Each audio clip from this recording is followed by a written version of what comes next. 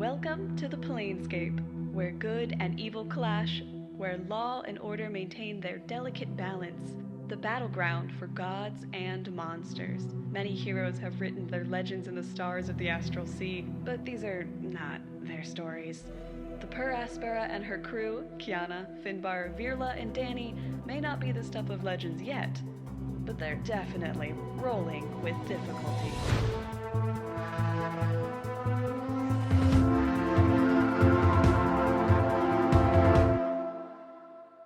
Hello and welcome to our little planes-hopping D&D campaign, folks. My name is Austin, your friendly neighborhood Dungeon Master, and as always, I am joined by my mighty-minded monks manifesting majestic metal monasteries in the multiversal mayhem, monuments to their mastery of the unmanageable madness. Shit. Oh my god. Okay, yeah. You wrote that one down ahead of time. Yeah. I think he writes all of them down. I always do. You guys prepare your bits? Here. You're not just I'm not flying making them off up as the I cuff? go. Unlike the sessions, so. I plan these ahead of time. Yeah. Thank you for joining us for Season 3, Episode 1, 2, 3, 4, 5, 6, 7, 8. Oh my goodness. Things are nearing the end. We better start getting dramatic very soon. But before that, Sophia, please take it away. Tell us all about our wonderful sponsor. That I will, but before I get to that, the two players are in the middle of the ice. The puck is about to be dropped, and it is... Because, you gotta, sticks for it a bit in the middle. So they're going at it to see who's gonna get the puck break away. But all of that is to say that today's adventure is brought to you by World Anvil. World Anvil is a browser-based world-building tool designed to help you, the creator, write and world build, all while keeping your work organized and in one place. I should have done a football one. The Birds just won. This is not gonna. This is gonna be dated by that point. It's gonna be extremely dated. It's okay. Punished by the Eagles losing. Sorry, hold the on. Super Bowl. Also, the sponsor. There's no action going on right now. Right now, you just described the two teams just lining up, waiting for the puck to drop. No, the hockey guys in the middle are doing the thing where they whack the sticks together. The hockey guys in the middle could really benefit from a world map calendar or customizable wiki. I'm watching Wally's eye turn bloodshot. Oh god. I've gone skating at least once in my life. I know what I'm talking about. They're not always in the middle, are they? They're sometimes they're off to the side and in the corner. No, when they drop the puck, there's a clash. We're not sponsored by the NHL. We're sponsored by World Anvil, who is a browser-based world-building tool that offers services like world maps, calendars, customizable wikis, visual timelines, and so much more that let us best decide how to build our world and your world. Anyone can build any world in World Anvil. That's kind of their whole thing. And when you're ready to write based on this world you created, you need look no further than the built-in word processor that they offer. You can write your prose directly in World Anvil to keep every step of the process in one place. We all know TTRPGs are all about the power of friendship, and with real-time collaboration, you can work with your players or other creators on the same project, or support your buddy as he vies for the hockey puck in the totally relevant middle of the ice rink. So still no action, just in those first second. It's dramatic tension, Noir. They slap the, when the sticks go together. Only one syllable in Noir. There is no action happening. It's just them futzing around. On top of all that drama, World Anvil has an exciting feature called whiteboards. This visual canvas allows creators to freely draw out their ideas, adding diagrams, flowcharts, mood boards, plays that you could potentially make in an ice rink, and more. And if you're a more visual creator, this feature is perfect for you. You can chart out character arcs, storyboard key scenes, decide how best to forget that you have a tuning fork in your inventory that goes directly to the place you wanted. We may have had a tuning fork to Limbo, it's fine. Or any other thing you need to help make the story in your mind come to life. Inventory management with visual references? What more could you ask for? And of course, if you're interested, it only gets better because our listeners have a special offer from World Anvil. Just use code PLUG at checkout for 40% off a yearly membership. That's code PLUG, P-L-U-G, at checkout for 40% off a yearly membership.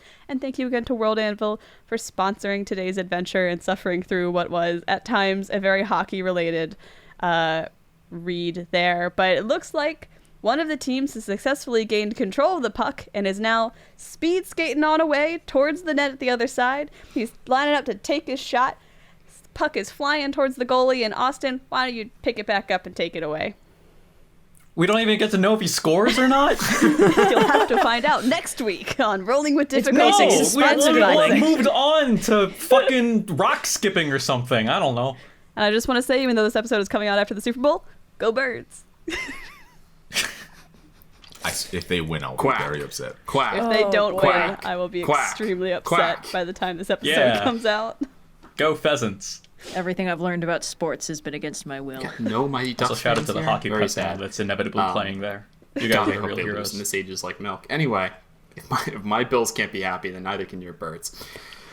With as little enthusiasm as I can muster, thank you, Sophia. You're welcome, for all Austin. of that. There's a baffling energy in the room today. I don't know how to describe it, but it's very unique. I think that there are no more announcements. So, with no further ado, shall we begin? We just want to call out Yeah. before we jump too far into the episode that we did all collectively, several episodes, forget that there was a tuning fork in our inventories to Limbo. Yes. It would not have changed how things played out, and it won't change anything going forward. But thank you to everyone who has been tweeting at us and or messaging us on Discord or what have you. We hear you. This is preliminary Yeah. because we know that the worst stuff is yet to come in terms of like when we're recording this. So Worst to come for we us, assume 'cause we're hunkering Yeah. down for the storm. We're after the recording first this at the handful very of those. end of January, so any messages you've sent in February, I'm Yeah. sorry, they've fallen on deaf ears. We already know. Your warning comes too late. We've preemptively addressed them. Yes. But thank you guys for looking out for us. We will work on our inventory management. But in the meantime, I do believe we have adventures to get to, sights to see, planes to explore, sports to bastardize. From now on, if we forget tuning forks, it'll be a deliberate choice. Yes. Yes, specifically to mess with you. Yeah. When last we left our heroes, Us.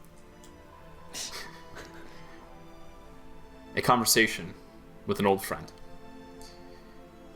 The aligning of a goal, realizing that a bargain made in magic is nearing its completion.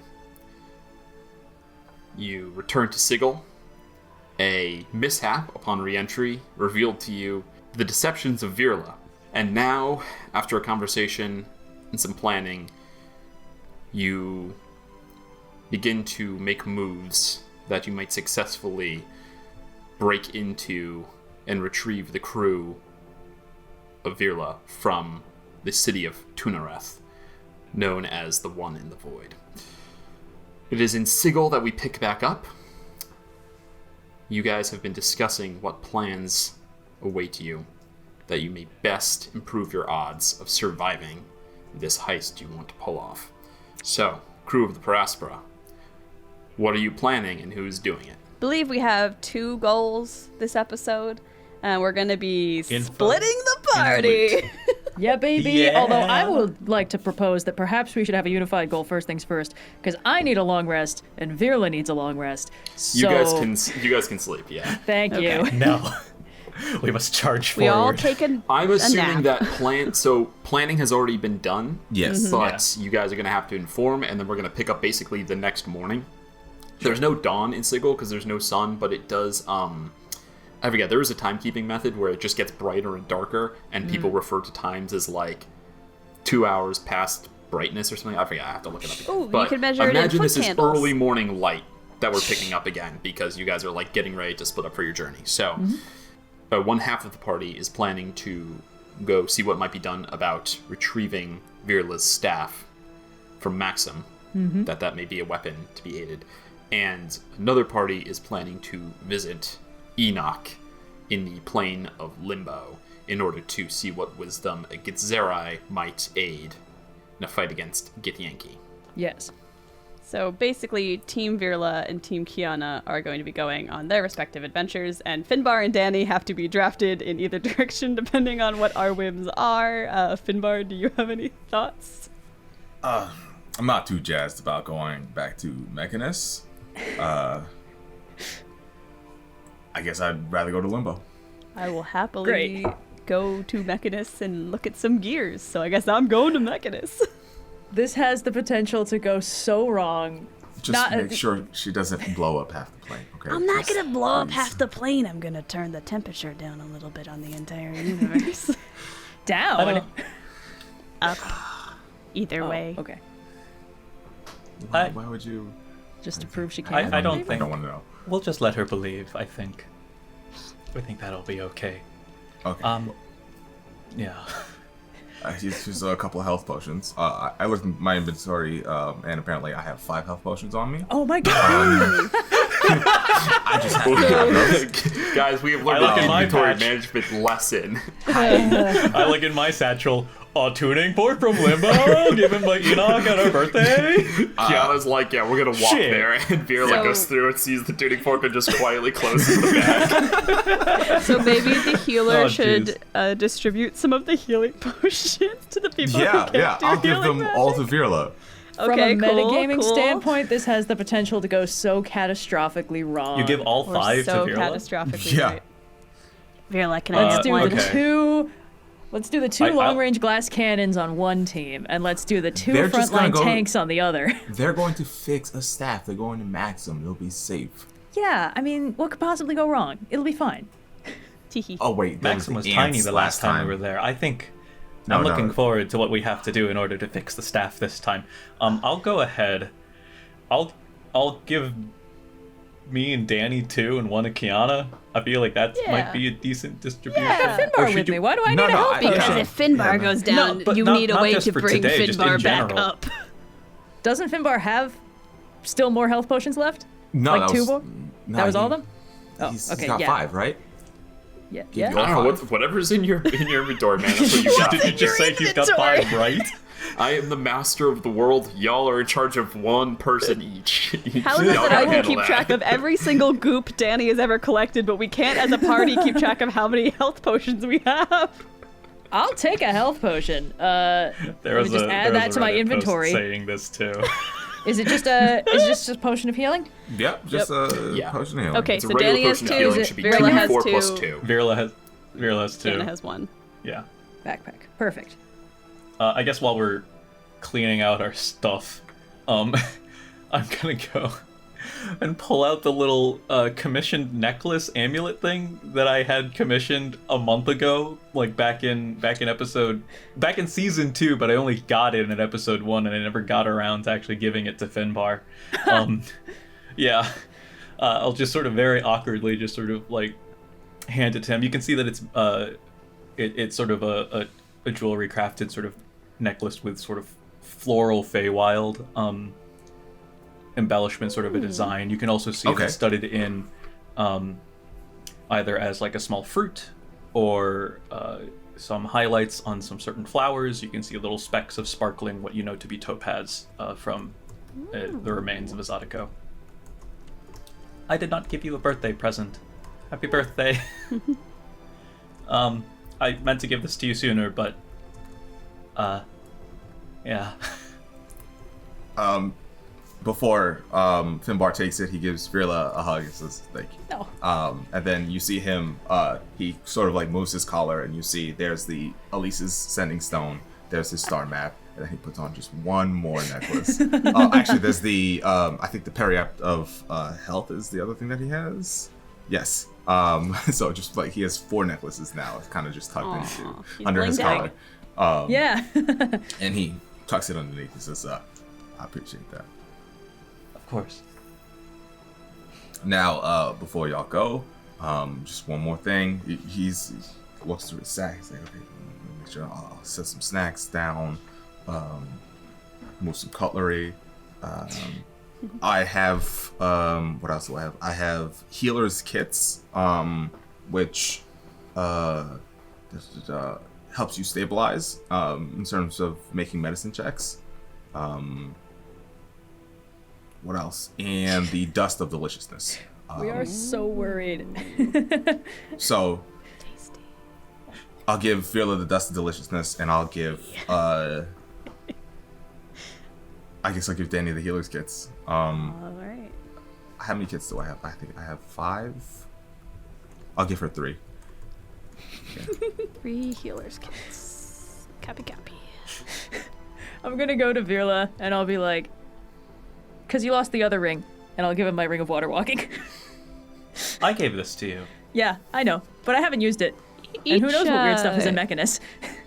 Each healer's kit has 10 uses. Do we want to maybe distribute these around a little bit? Because I don't think Dani needs 3 of them. It's like a first aid kit. Like you need the healer's kit, and there's like stuff in there. You can't distribute the stuff. No, but I'm saying It's each like kit. bullets in a chamber. But like, This why kit is a why leather does pouch Dani have containing 3 of them? bandages, salves, and splints. The kit has 10 uses. That's 1 kit. So maybe each of us should take a Dani kit. doesn't need 3. Oh, wait, you have 3 separate kits? Finbar just handed Dani 3 kits. In like before we did like session 1, I asked you if I could have 5 healers kits, and you said yeah, sure. And then I just never You got around had to using these them. the whole time? Yep. Well, how many times have we needed to mundanely stabilize somebody? Never. I will but, add a healer's kit. Okay. just in case. Kiana and Or someone Virla to- both one to each of also us. add 1 healer's kit, and Dani will just keep I one already of have a them. healer's kit. What? You have a healer's kit? And now you I have the don't ring of know. water walking again. I don't know. I am begging But to like, come this back is to why we exterior don't. inventory. This is why we don't care about inventory. We've just Yeah. spent like how many whatever minutes just hashing should out spend and another clearing 4 out Don't get me hours stories. started doing on this. how equipment doesn't mean anything in D&D. It does. I can't even. It's a whole nother There's bedrolls. Why is that a thing you can put on your character sheet? No one has. Don't worry about it. Anyway, okay. People have split things up. Yep. The soft morning light rises, silhouetting the ship and the docks. Anything to do before you split? Kiana, while Oh, you what's guys up? are in Limbo, if you come across any goops of any kind, if you could just take one of these vials and put some in there. Okay, Cool, thanks. I'll let you know. Can And I? it'll go next to my water skin. Don't mix Don't mix those up. Oh, you think I use my water skin? Are you dehydrated? Probably. I spent so much time Welcome on the to plane of useless fire. equipment at D&D. Hey, you say useless Water equipment. I skins. think I have used every single item in the Adventurer's Kit at some point in this campaign. You've at least mentioned it. Tinderbox, never used that. Improvise, Never adapt, used that. overcome. I still have all my starting torches and tinder boxes that I've never used. I've used 1 torch. Oh, wow. Now we're all obsessed with going through This our is the- inventory as the this thing. is the dumbest We've been conversation burned we've ever had. Why Is do everyone I have- ready? Yes, Yeah, yep, for sure. Yep. I have a little bag of sand and a single piece of parchment. Fearless satchel. It's like It's just the It's grit just all that the pours out of a fucking junk that backpack he's after stored- like yeah. a camping trip. Pocket sand. Pocket Go. Sand. oh man. Okay, I think Oh, we're good. amazing. The Okay. energy, I'm telling you, it's Watch out bizarre for today. ants, please. Don't let those guys sneak up on you guys again. Like don't. We'll be out fine. for We're ants. going to Maxim's. He's inside. What could happen to you inside? And thanks to Dani's new addition to the Aspera, no one be sneaking up on us this time. I'm not saying that again. I tried it out just We now. be It sneaking didn't up work. on them is the thing. Okay. What she said. Right, okay, well, if anything goes wrong, don't hesitate to call. We have literally, I guess Virla could call you is the thing. You can't call us though, so No, yeah. No. if anything goes think we'll wrong, be we okay. try not to let it go wrong. Oh well, this group has never had to say goodbye to each other. They don't know how to do it. Two of And you we become walk down codependent? gangplank into We go the to city. split up, but somehow we're still walking in the same direction for some It's like, reason. Like, oh, this is awkward. Oh, Yeah. The ship plane shifts out. You got, and we're gonna start with Kyana and Finbar. You make your way through the dock ward to the nearby neighborhood where the great gymnasium is found. The person there tries to, like at the counter, checks your medallion, Kyana, to get in, and then tries to get Finbar in on the like first time orientation, same thing that they used on you. But you gonna just, ask. if you'd like, you could just hand wave and get him in on No, the no, second. no, have he's a my, he's my guest plus pass? one. Yeah, Yeah. yeah, exactly. Oh, you've been So- here before, Kiana? Oh, yeah, it was really fun. You don't want to do the day one guest pass. Actually, it could be fun, but you don't want to do it right now. We're busy. Oh, have you heard? I was talking to Elise the other day, and there's this big champion, the Runaway. You should fight that person. Oh, yeah. I hear she's really cool. Yeah, she won all her fights. It was like apparently it was the first time being there, and Elise was telling me how she just knocked everybody out. So I'm just like, hey, I think you should She's the You least needed part to of the fight. gym. You should. I didn't know Elise was here that day. Whatever your passive insight is, you know it was fully me. Elise just heard about it. Yeah. Oh. Everyone heard about Okay. it. He's a new champion. Word spreads, man. It's a big city. It's not that big. Kyana has a reputation. Run now. away. These people have never seen a monk before. In the All Yeah, right, your let's go. reputation goes up. Yeah. You make your way Okay. past pools. There's like multiple, like I said, like Olympic-sized swimming pools in here. One of them is just boiling hot, and there's tieflings and fire genasi like swimming through that one. One of them literally has like ice drifts that are forming. That there's a dude with a big metal pole like breaking them apart so you can get into the water. You go past all of this. There's saunas and changing rooms until you come to the chaos mosaic that stands in front of you. Yes. Okay, I'm gonna do like the Katara jogging in place thing real quick to work up a little sweat and then just. Finbar, you see Kyana just start running in place really hard. You okay there? Don't worry. A professional showed me how to do this. All right. Bing. Finbar kind of takes a pensive step back. Yeah. You place the bead of sweat across the mosaic. The whole thing shimmers as if the swirls have shifted their position, even though the tile hasn't actually moved. And then they kind of like begin to rattle and like curl in and fold inwards, and they pull apart. And you gaze into pure chaos. The world that you see is much like a few of the worlds you've been to, vast open space. There's not flat ground here, unlike, Bytopia. This is more like Acheron, where there's just empty space. It is vast and dynamic and impossible to be fully absorbed in just this first moment. You see that there's colors just kind of shifting and dancing and pulsing in every direction. Shapes in the distance are kind of twisting, and they bend from one to another like fluid. They bubble and roil and transform. You see there's like a sun, except it's probably only like 30, 40 feet across, not too far from the portal that you've made, which immediately shifts and turns into a cube of ice with bolts of lightning that begin to like jolt out of it, arcing out towards these like spiraling clouds of green gas, as the whole thing then just melts into a flowing ripple of metal moving like a river in space, until it like coalesces again and begins to like needles begin to slowly emerge from it. You gaze through all of this and see in the distance a shape that appears to be unchanging and has it's sort of silhouetted against all of this madness. Looks like buildings. What would you like to do? How far in the distance? Half a mile. Half a mile across swirling chaos? All right. Stay on your toes. Interesting. I'm gonna pull my shield off. Back. Okay. All right. I'm gonna whisper to my pseudo dragon. For the record, that's not indicative of what a normal sun looks like. Okay. Just let that hiss. Well, I guess first thing, can I see anywhere that looks like an easy place to set a foot down on the other side? There's like bits of stuff floating in here, so there is like, you do see like a big rock, Okay. probably within jumping distance, that's kind of lazily floating by. Perfect. I'll jump for the big rock. All right, Finbar, do you also, or are you holding on? Follow right along. Cool. You both jump, land on the rock. I need you each to roll a d4. A D4, you say? 4. 4, and Finbar? 2. 2. 2. Fantastic. Kyana and Finbar, you each land. Finbar, first of all, the rock just completely dissipates into butterflies when you land on it. Oh! They go everywhere.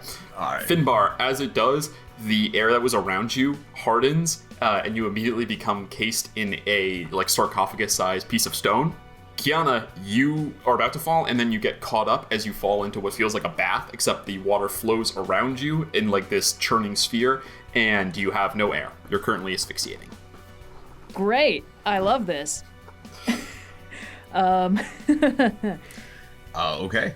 Both of you can make either Arcana or just straight wisdom checks. I mean, I know which one you're gonna pick. If only there was some way for Kyana to step above and out of Don't yeah. start with me.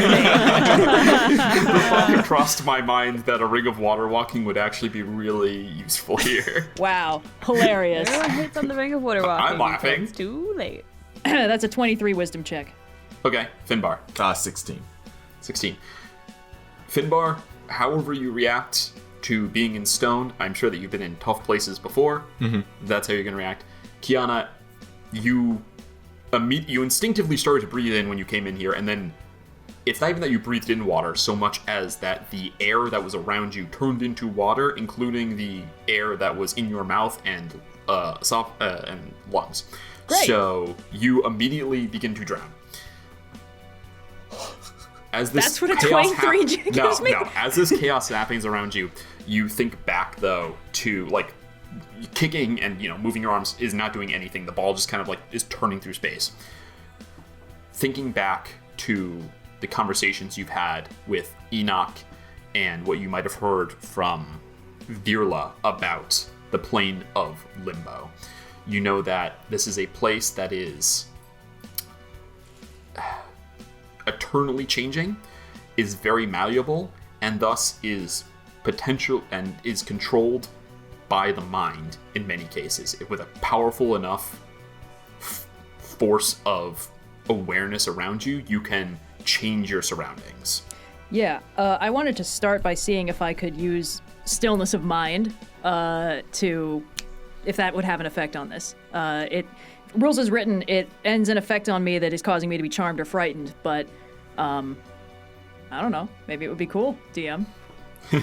I like it, yes. I think you use stillness of mind, and you start to see the effect where, like, the around you doesn't change, but you feel the water flow out of your lungs, even though there's no air around you to breathe right now. You are no longer, like, water and lungs drowning.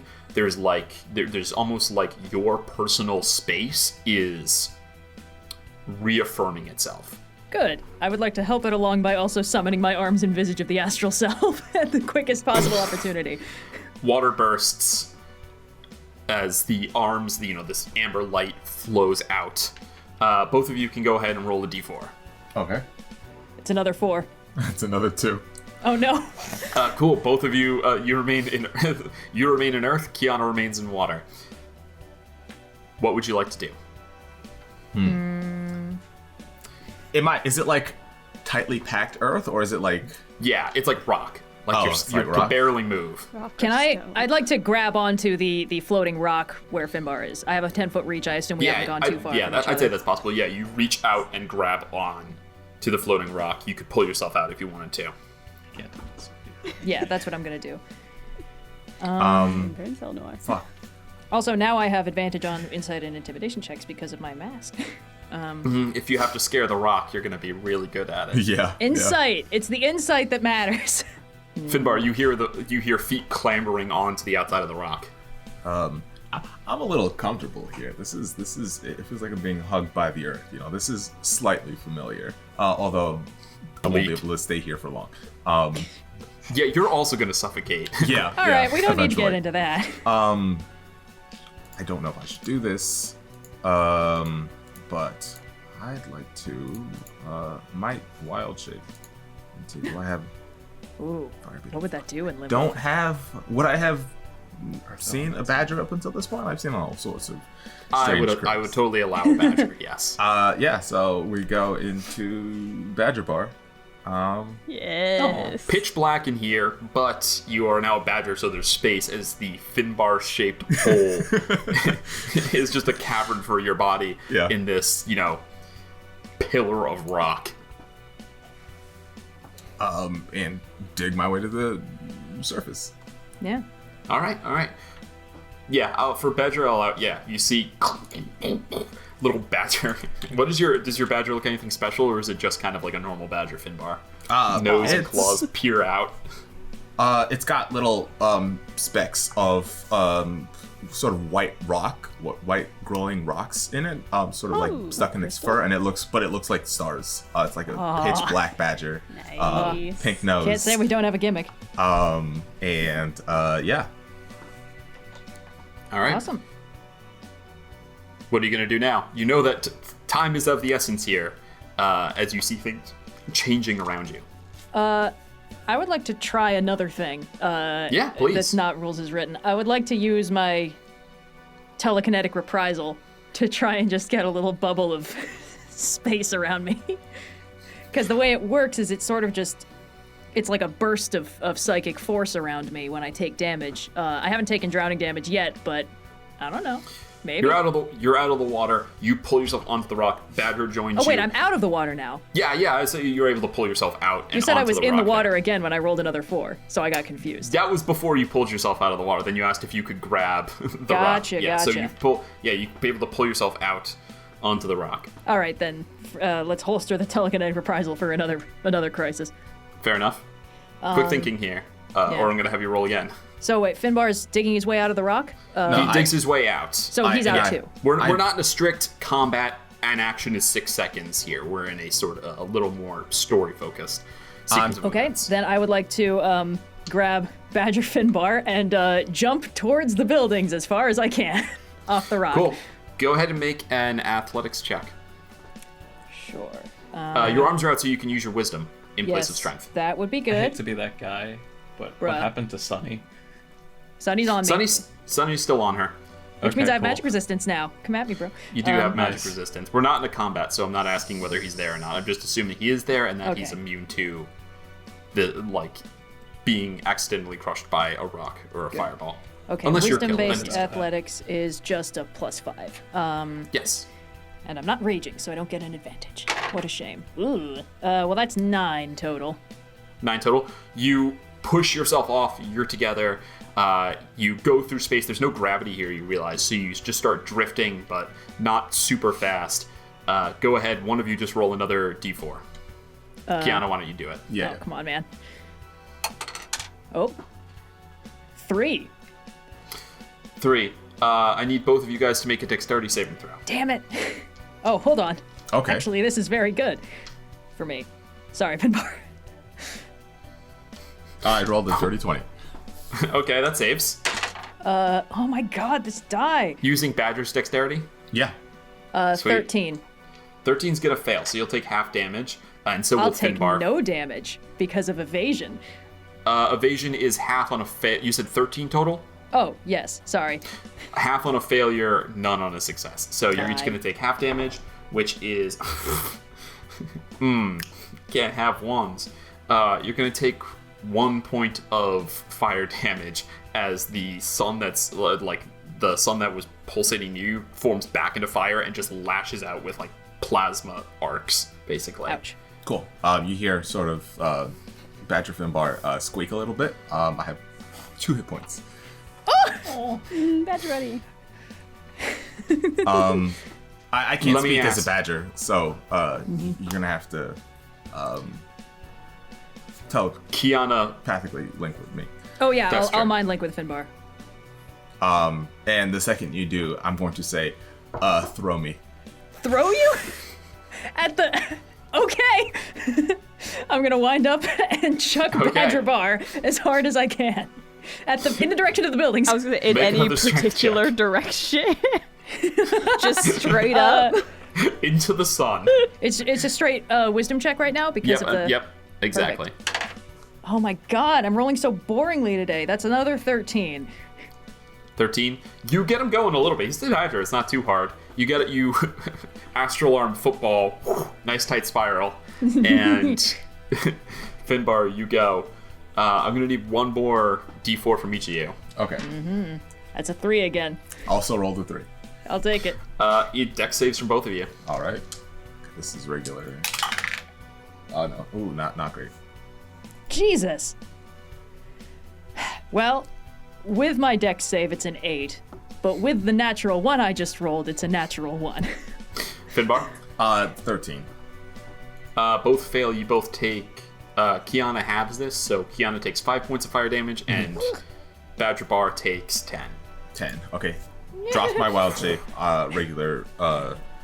Finbar takes 8. But the momentum is preserved, right? So He's still going. You're kind of spinning in space as you cannot use your normal, reflexes to dodge an oncoming fire blast that appears out of nowhere because there's nothing for you to kick off of. Let me ask, Kyana and Finbar, in this moment, what do you wish was happening? Where do you wish you were? I wish I was at the city, but I also want to do something fun as I pop my badger form.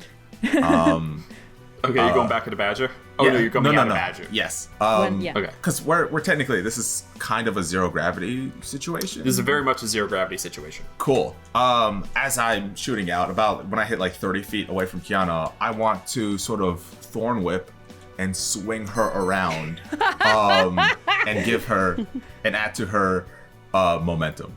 No, Okay. Noir, absolutely not. But would it happen? Who knows? I don't want to test that. That's got transporter accident written all over it. For the folks at home in the private chat, I wish Elise was here just came up. Go ahead and just roll me. Roll me an attack roll, but you're just trying to hit. If Kiana's fine with catching the other end of this, let's say if you hit her AC, you're going to be able to hit her and she'll take no damage. You'll be able to do whatever, but if you hit below that, you'll still be able to get her. She's not going to resist it, but she might take a little damage. Okay, 11 plus 9, dirty 20. Dirty 20, yeah. So you're able to hit and expertly get it where she can grab with an astral arm, takes no damage, and you whip her around. Kyana, you go spiraling now, slowly making your little hops and steps, trying to get to the Citadel. As you spiral through, what do you wish was happening right now, Kyana? As you're like hurtling through space, and you just see like two lightning bolts go past each other in front of you, and then turn into fizzling fireworks that like fly off in all directions. Well, that's a good question. I mean, I wish I was in the Citadel with Enoch, who I'm sure would know what to do in this situation. But I think in this exact moment, it's less, boy, I wish I was there now, and more just the mindset of like, how do I get there? So I think it's like, man, I wish I had a foothold to bounce off of right now. Go ahead and make me a wisdom check. Wisdom check, certainly. That's an 18. And your wisdom is a 20? Yes. You see Finbar as Kyana thinks about that, as she would like, her momentum is carrying her and she would land at this spot, but there's nothing to catch her. As she does, instead, cobblestone forms under her feet and goes out for like a little bit past her, and she lands solidly exactly like she intended to. I go, okay, I see how this works. This is going to be fun. So as I'm actually, I'd say it's right around her feet. Like she lands on like a 2x2 sized space. I'm hurtling through this space, moving towards the city, right? Oh, these buildings, right? Yeah. Basically, yes. Very slowly now, since you just moved a bunch of momentum into Kyana. But I'm thinking faster. How does I see faster? no bad way Go this ahead and could make be me a wisdom interpreted. check. Go ahead and Okay. make me a wisdom check. That's 16 plus 4, 20. Dirty 20. And what is your wisdom score total? 19. 19. Okay. So a 20, you're able to affect a medium-sized space essentially. And as you think that, an enormous spring appears behind you and just boing pushes Oh you my and you God. go hurling past Kyana. It's Spy Kids Whoa. 3D game over. After you leave, the spring completely dissipates. Shark Boy and Lava Girl rules. As I whiz past her, I'm like, you're going too slow. Oh. Oh, man. Kyana, what would you like to do? I would like As to you jump off of exert this. influence Yeah. on your environment. I want to jump off this foothold as hard as I can and launch myself. Okay, you're just thinking about jumping? As a monk, you're pretty good at that. Well, I'm thinking about, I guess I'm thinking about how it normally feels when I jump off of things, because I'm usually jumping off of things that are solid and stable, and all of my momentum carries me forward. Especially if I'm doing, step of the wind and jumping 3 times as far. Fair enough. So jump off of here. Go ahead and make me another wisdom check. Wisdom check. Roger that. That's a dirty 20. Ooh. Dirty 20. Again, a medium-sized base. Interestingly, when Finbar left the spring, it completely dissipated. As you jump off of this rock, you notice it just hangs in space exactly where you left it, unchanging, even as the air around it turns into little beads of floating mercury. Ooh. Your momentum carries you, and as it does, another stone appears, this time like 5 feet by 5 feet. A good landing spot for you. You land, and as you guys begin to understand a method of locomotion, we're not going to go through the entire half mile, but you guys begin to hop, skip, and jump your way to the Citadel. And with that, we're going to cut to Mechanus. These are not happening concurrently since it takes some time to fly, but you guys shift to the Astral Sea, fly your way, and we pick up in the great clockwork Nirvana, the gears, and the familiar, segmented, slightly humming Citadel of... Citadel's a bad word. That's the word for the Kizzerai. The, wizard's tower, essentially, of Maxim. Where things make sense. On the far, as cosmologically as far apart as you can get, actually. Mm-hmm. Yeah. All right, yeah. I guess we're familiar with the routine at this point, so I'll go ahead and park the Aspera. Yeah. You guys were just here not long ago. Yeah. We're back. You go, enter there, and indeed are greeted by Maxim, who emerges from a different hallway than he usually comes down, but this is his house after all. He sees you return, he says, crew of the Aspera, how fares your... And then he stops, does a quick count, mental math, and says, what dangers did you run into in Fulden Inn? Oh no! Many dangers, but rest assured none that took neither Kyana nor Finbar. They are away on a separate mission. Forgive me, it's not often to see you separate from each other, and, well, the legends speak for themselves of the eternal battlefield. Well, Kyana and Finbar are fine, but our fifth member has tragically perished in Thundenim. What did you say? Thundenim? Thundenim? Thundelim? Thuridin? Who's our fifth member? I'm just fucking with him. She's just trying to figure out how much attention he normally pays on our visits. Yeah. He just like nods, says, indeed, pleasure as always, Dani. How might I be of service to you? Well, allow me to not let that comment go by. Your concern is heartening, but I'm afraid we're here to request that you expedite a bit of work that you are currently engrossed in, and we're here to offer our services to that end. I will fill you in. Come from the staff. I have, yes. I cannot... Might I ask, what has occurred that quickens the need for your arm back at your side? We're gonna storm the I am- Gith city that's on the dead god in the middle of the Astral Sea, and we figured we should have the big guns. Because my old crew is there, yes. Yeah, for shits and giggles. Yeah, it's just fun. Why not? Inside everyone is a Dani impression. It's just waiting to come out. Then indeed, it seems that quite a lot has transpired in the few days since you have last visited me.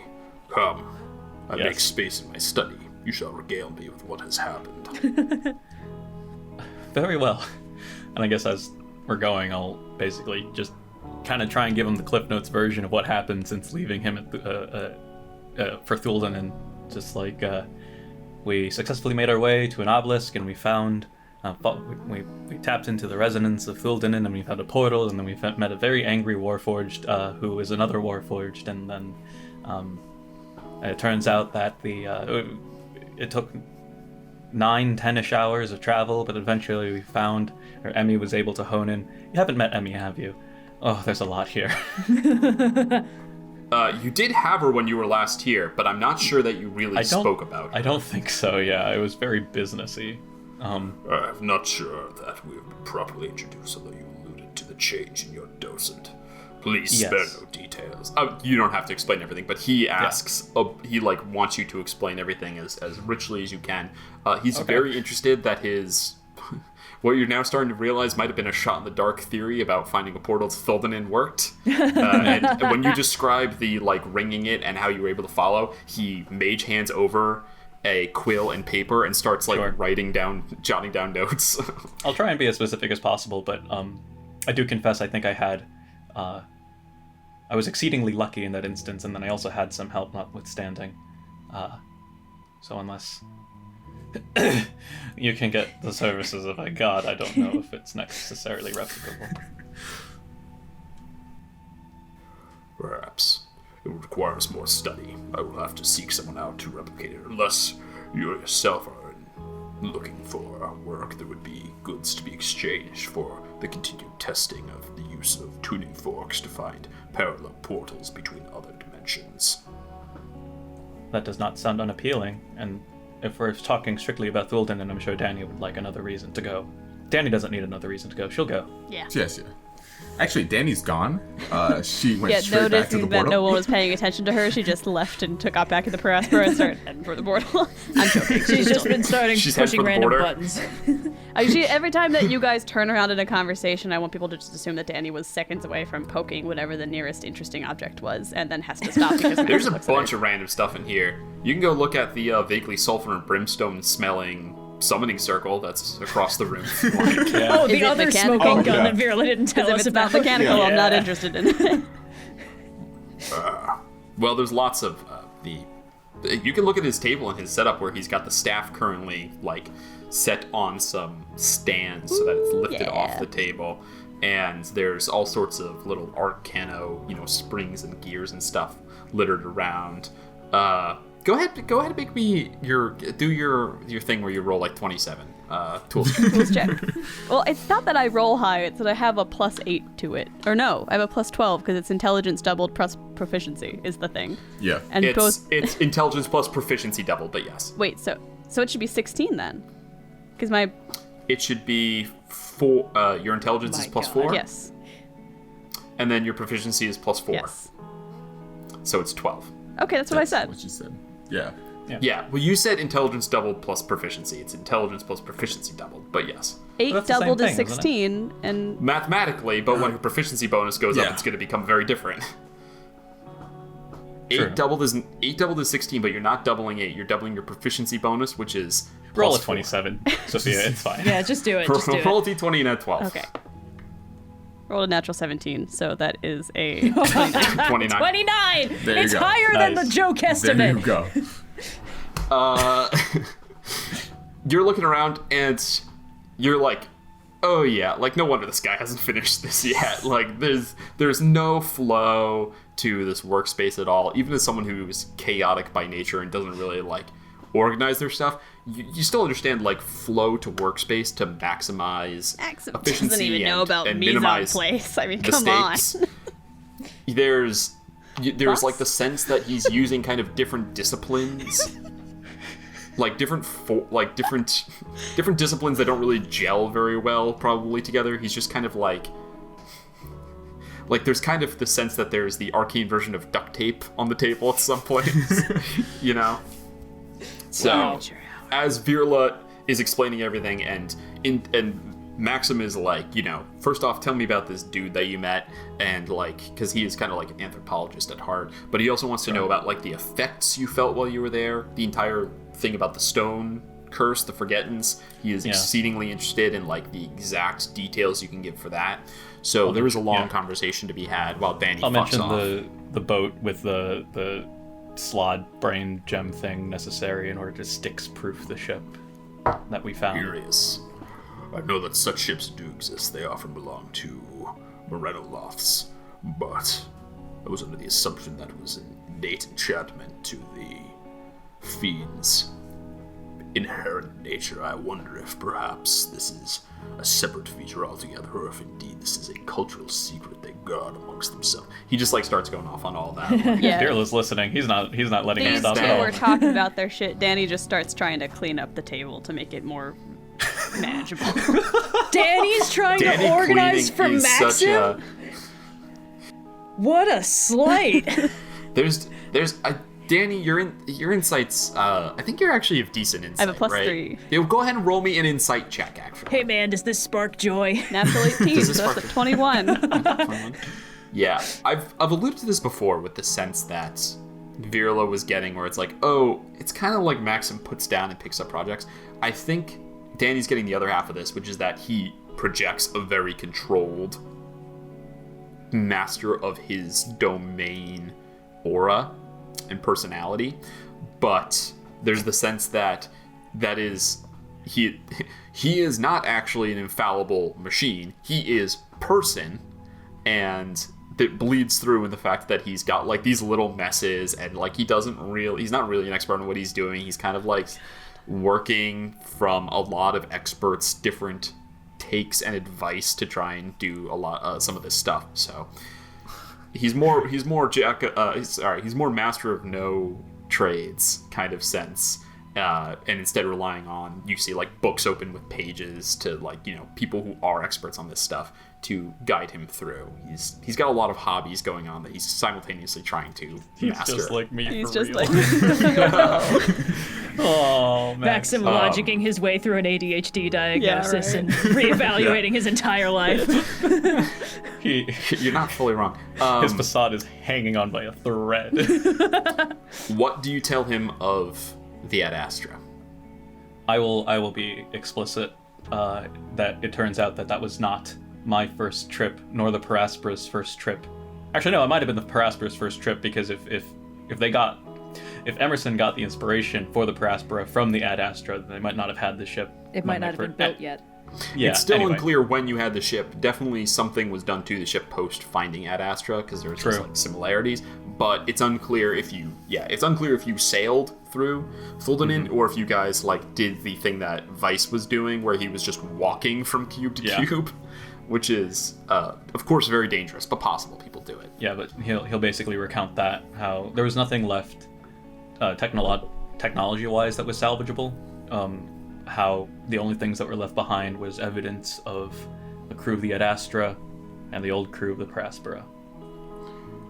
Indeed, it is a shame that this stone curse so thoroughly afflicts everything within that realm, or else it might be possible to gauge the age of the ship, the exact date at which these Warforged emerged, or rather arrived.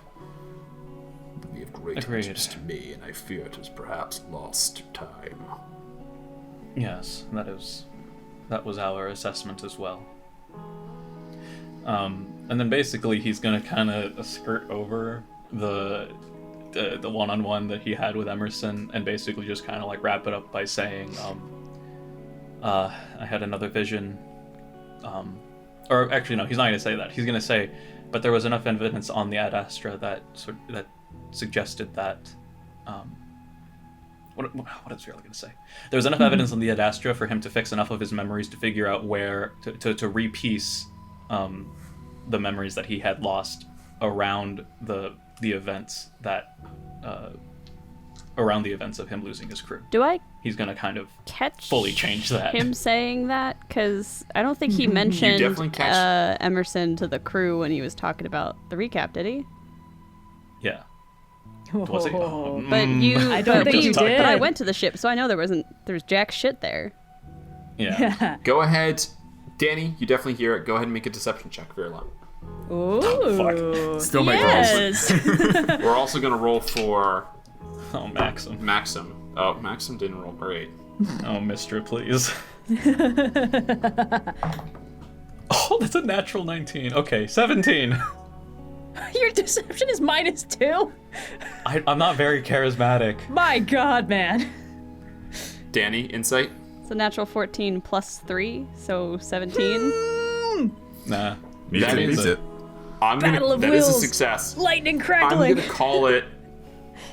call that like a bare success. Virla, what do you think in this moment with like Dani realizing there's a lie, but not necessarily getting like everything? What does she learn from this insight?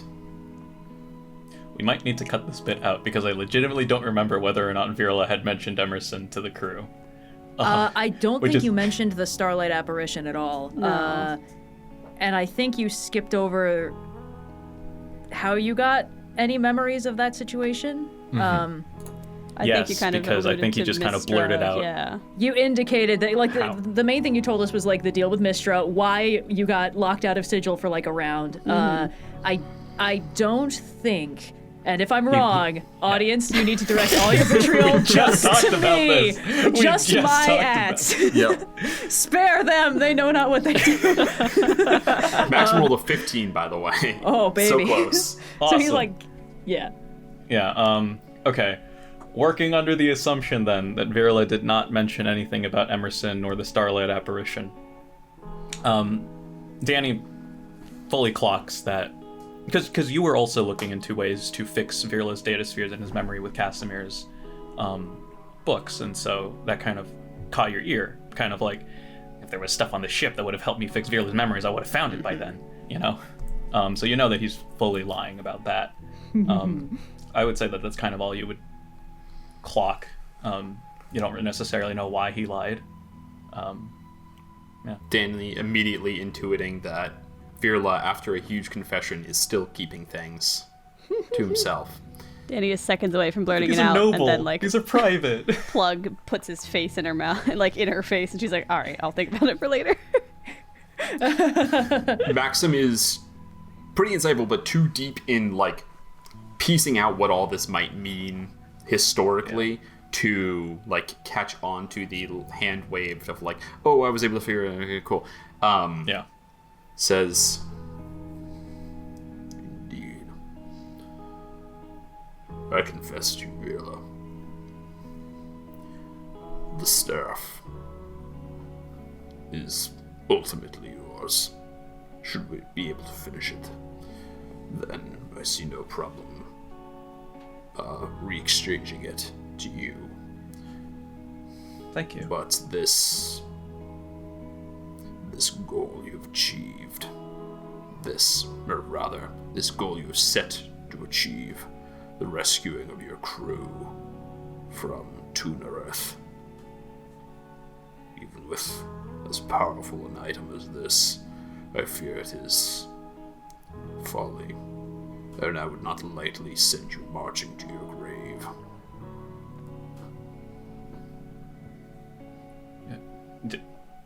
You say that Maxim's not going to send us marching to our grave? Maxim says he's not going to idly send you marching to your grave. He's basically saying like, listen, I'm going to give you the staff if you want it. Like, I think of it as yours, but I'm not going to give it to you to go die. Yeah. Right? Not in a sense of withholding it, in a sense of like, if that's the only chip I have to keep you from committing suicide, from dashing yourself upon the rocks, then that's what I'll use. Full disclosure, I do not think. I think that if I were to use the staff in Tunarith, what's the Yes. how it's pronounced? Tuna. If I were to use the staff in Tunarith, it would be as a last resort. I think we are all in agreement that we are going to have to employ more subtler tactics in order to get in and abscond with my crew. No, the staff is in order to gain another piece of the puzzle. Someone who was there, that we had recently met, in my case, re-met. And as far as pure combat goes, I'll take all the help that I can get.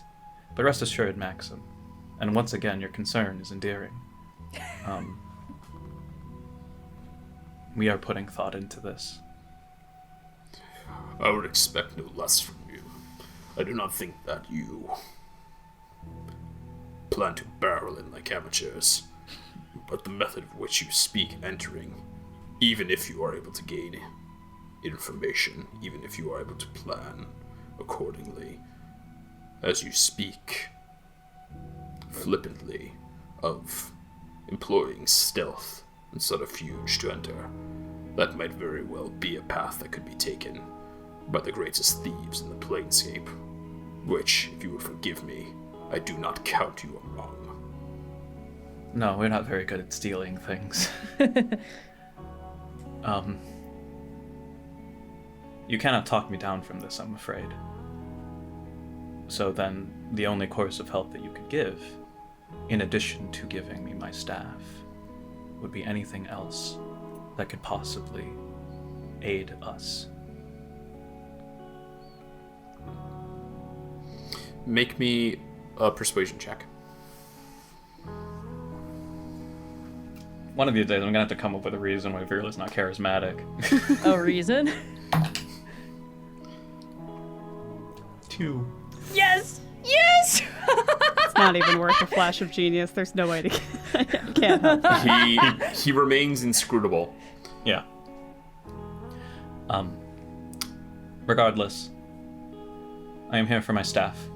You've been at it for the better part of a year. Surely it must be finished by now. I wouldn't bet on it. Going for the jugular! He well, about that, and you kind of flip it on him. He goes, "I have been imploring this new spell delivered to myself by you, in order to perfect and fine-tune the arcane workings within the staff. However, I have run into a small problem. Insects that the staff creates, in my attempts to make them more magically charged, they have begun to resist, and indeed in some cases he kind of rubs his face a little Workers bit. of the clockwork staff unite. Consume magic, which has made my entering somewhat perilous. Okay. What is this, a Michael Crichton novel? Oh my god, it's exactly a Michael Accidentally Crichton engineered novel. magic-eating wasps? There's a joke in Portal 2 where Cave Johnson, the eccentric CEO of Aperture Science, basically says over a series of intercom messages, "Hey, our next experiment is injecting scientists with mantis DNA." And then, "Hey, new guy, we've axed that project and we're giving you a new one. Killing an army of mantis men. Go pick up your shotguns and exit to right stage left." And that's all I can think of right now. I can't believe Maxim was so preoccupied with whether or not he could do it. He never stopped to ask. Stopped to think of There it. is a Michael Crichton novel called Prey that is literally a swarm of nanorobots that feed on the God. scientists who created them. Bees? I'm so happy that this is happening. This is the bees episode? This is the bees episode. It's just, I can't believe that we're going to be S3 having our episode 8 episode talking with bees? like the chillest, most like lawful monk in the world, and these guys off in the law dimension are going to be having a bug hunt. A shrunken bug hunt. So, I do believe that the problem should solve itself if the arcane program within the staff should be repaired. And perhaps he kind of thinks, like, kind of shifts his position from, like, awkward and embarrassed to, like, kind of flash of brilliance. Perhaps the two of you are just what is required. The difficulty is that if I enter while under the effects of my own shrink spell and lose concentration, the effects could be rather disastrous for myself and for the staff. But since I am able to bend the arcane laws and cast a spell upon two willing beings at once, I could shrink the both of you, thereby ensuring that neither of you will lose concentration and be crushed by your own return to normal size within the staff. I turn to Dani. Well, what do you think? Let's smoke them out. Oh, like produce flame in my hand. Very well, Maxim. Wait, what? You're what? You know, bees. They're like, the beekeepers always use the smoke stuff to control. I bet if we just get in there and like create a lot of smoke, problem solved. One, they're metal. Two, they're wasps. Same difference. Okay, very well. Very well, Maxim. We shall debug my staff. Yes. Oh, boo. Very well. And we're gonna cut back to Limbo. Adios. Yeah. Kyana, Finbar, through your various methods, you traverse the empty space of the ever-changing chaos and arrive at the adamantine citadel known as Zerth Adlun. Whew. As you approach, the shadow that is sometimes cast by it from, the various points of light that appear and disappear, random odd times. You can see that the entire thing appears to be just like jet black, which at this point, with being in brass and stuff, is the call sign, like the signifier of adamantine. Is like Vanta black. It's it absorbs all light basically. Nice. And it appears to be multiple towers, and there's walkways on the outside and stuff like that, but they are all connected via covered hallways via these tunnels in a way that makes it so that they are a sphere. So it's a ball with points sticking out from it at precise even locations, and tunnels connecting each of these, zigzagging back and forth, and it just slowly rotates in space, unchanging amongst this eternally changing primordial soup. Wow. You guys step foot on what is there's kind of at each door there's flat stone that spreads out for 20 feet and then just kind of breaks off and crumbles into the chaos.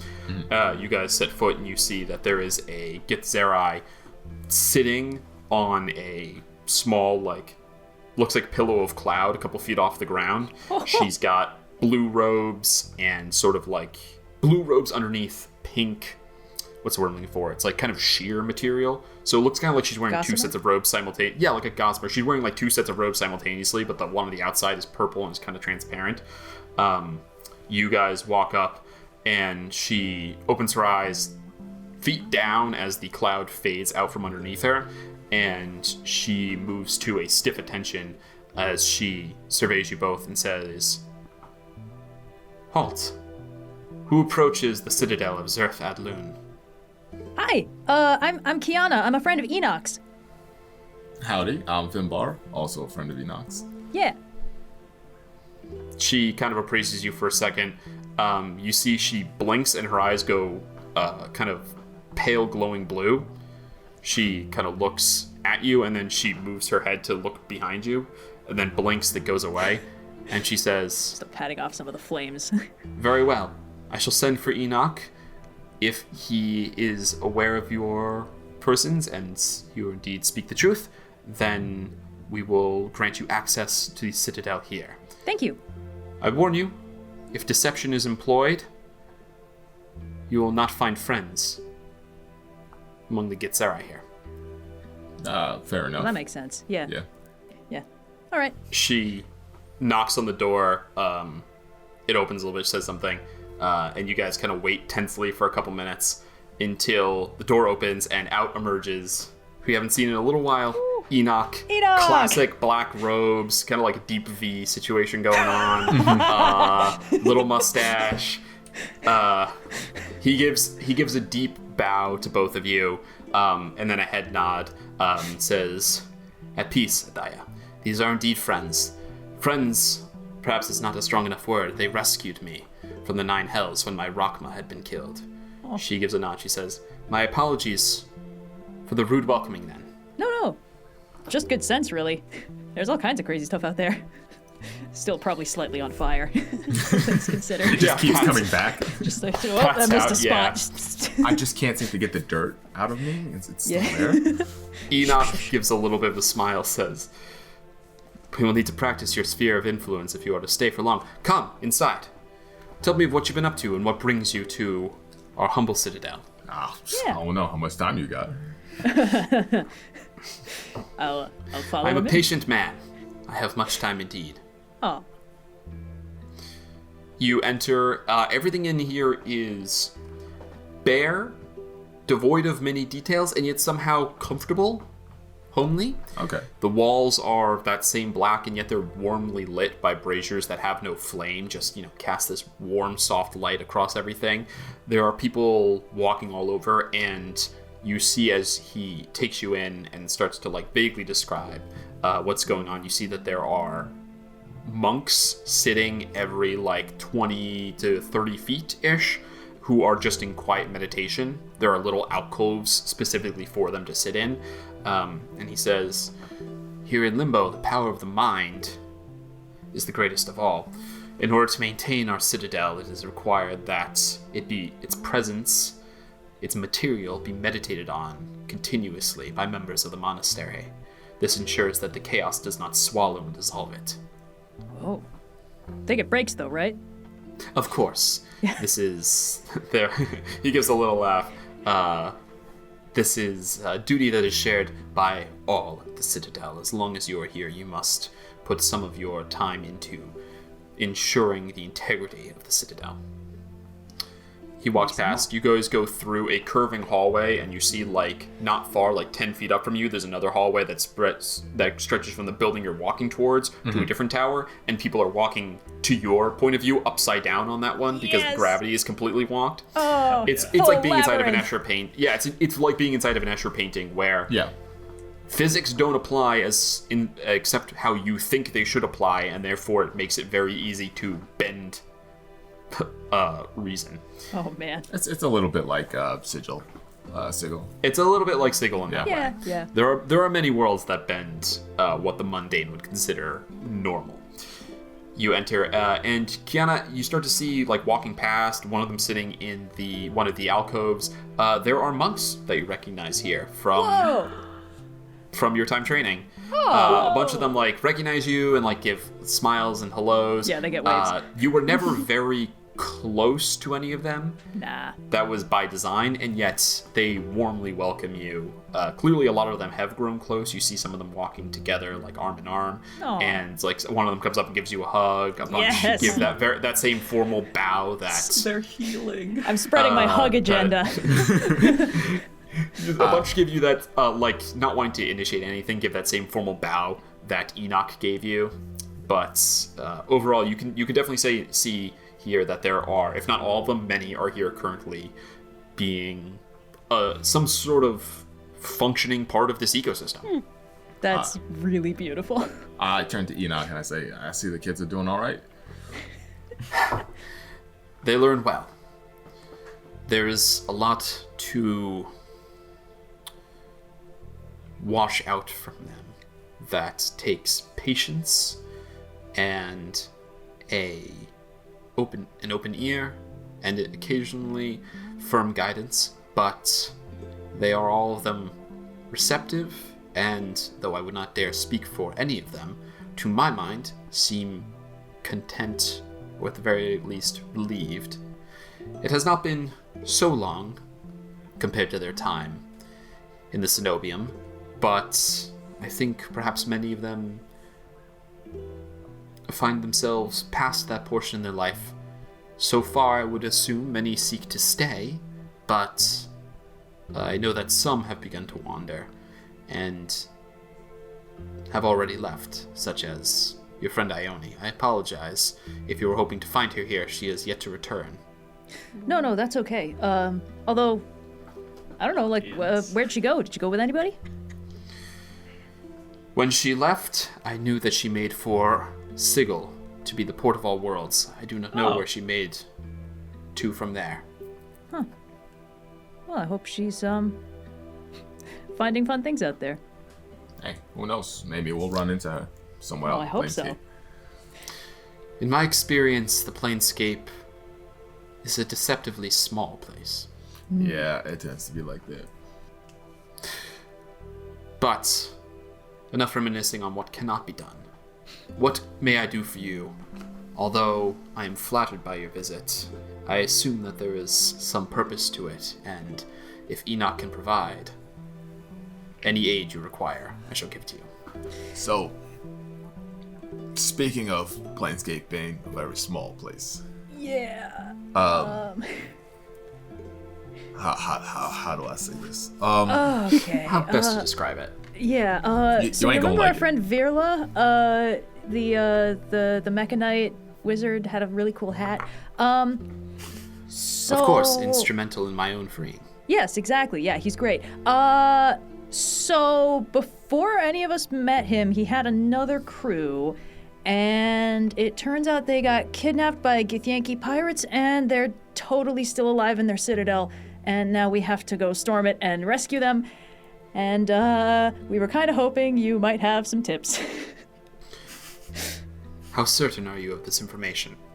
He suddenly grows very serious. Well, I mean, we trust He moves Virla. you, like, to a kind of, like, corner where you guys can talk. like privately, yeah. In terms of them still... Waves his hand, walls just move up and around you guys to form a room. Oh, that's so cool. Okay, focus. I lower my voice and I go, well, in terms of, we know that they're still alive, for sure. We just don't know where, and in what condition. Well, we don't know where specifically in the city. We do know that they're held in the city, I think. Virla was it was a very confusing conversation, and Virla had nearly died like 10 seconds before it, so a lot of stuff was happening. But If mirrors this one, I too am confused. The Githyanki are rare known, to exaggerate, which I am not often wont to do. Rare known to take prisoners of any kind. Yeah. And usually the need for them is short-lived, if that is the case. Well, the news we heard, and long story short, Virla's no stranger to piloting spelljammers, and his crew did some weird magic things, and whatever they're capable of, I think the Githyanki need their specialization to do that with their own kind of spelljammer. Last time, as that's how I understand it. There's another factor. Virla covered a lot of ground very quickly, but one thing he said is that one of his crew had betrayed them, and there was some kind of deal that they weren't 100% holding up because they killed his old captain and they weren't supposed to, but I think taking them prisoner was part of that deal. So whatever they're doing, it's probably ongoing. I will say the plans of the Githyanki are wide-ranging, and though many would not think it from outside observation, I suspect quite patient in actuality. The notion that they are taking prisoners is one I do not easily grasp, but the notion that there are plans within plans that we do not understand, that is something that makes some sense to me. Yeah.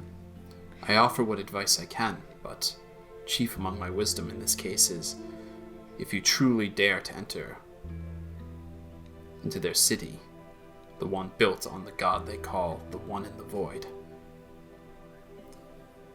how do you propose to locate these prisoners? No one who is not Githyanki has ever entered and left the city alive, and it is vast. There are too many stones to overturn if you simply seek to wander in. Even your magics, whatever you may employ, may not be strong enough with the sheer vastness of the city. Yeah, that's we plan on being, what's the word? Effective. We got to lead. We got to lead. Like you said, Planescape is small. And turns out one of the crew that captured Virla's old crew is a fella named Endymion. I think that's right, yeah. And Delian. You guys met him pretty quickly. And but Endymion is the prince from Sailor Moon. And Delian? We never met him, but the mind link was still up, so... Yeah. And we recently ran into him by pure chance, something in the stars. And we know exactly where he is right now. So, or at least where he was like a week ago. Yeah. Stationed off of the Astral Sea. Yeah, they took over a volcano in the Plane of Fire to do some egg stuff. I'm assuming that's going to take a while. Well, they are fond of the most brutal training grounds in which to lay their creche. I think Gith actually do lay eggs, right? Yeah, they let Gith lay eggs. Yeah. I'm just assuming that's not a topic of polite conversation here.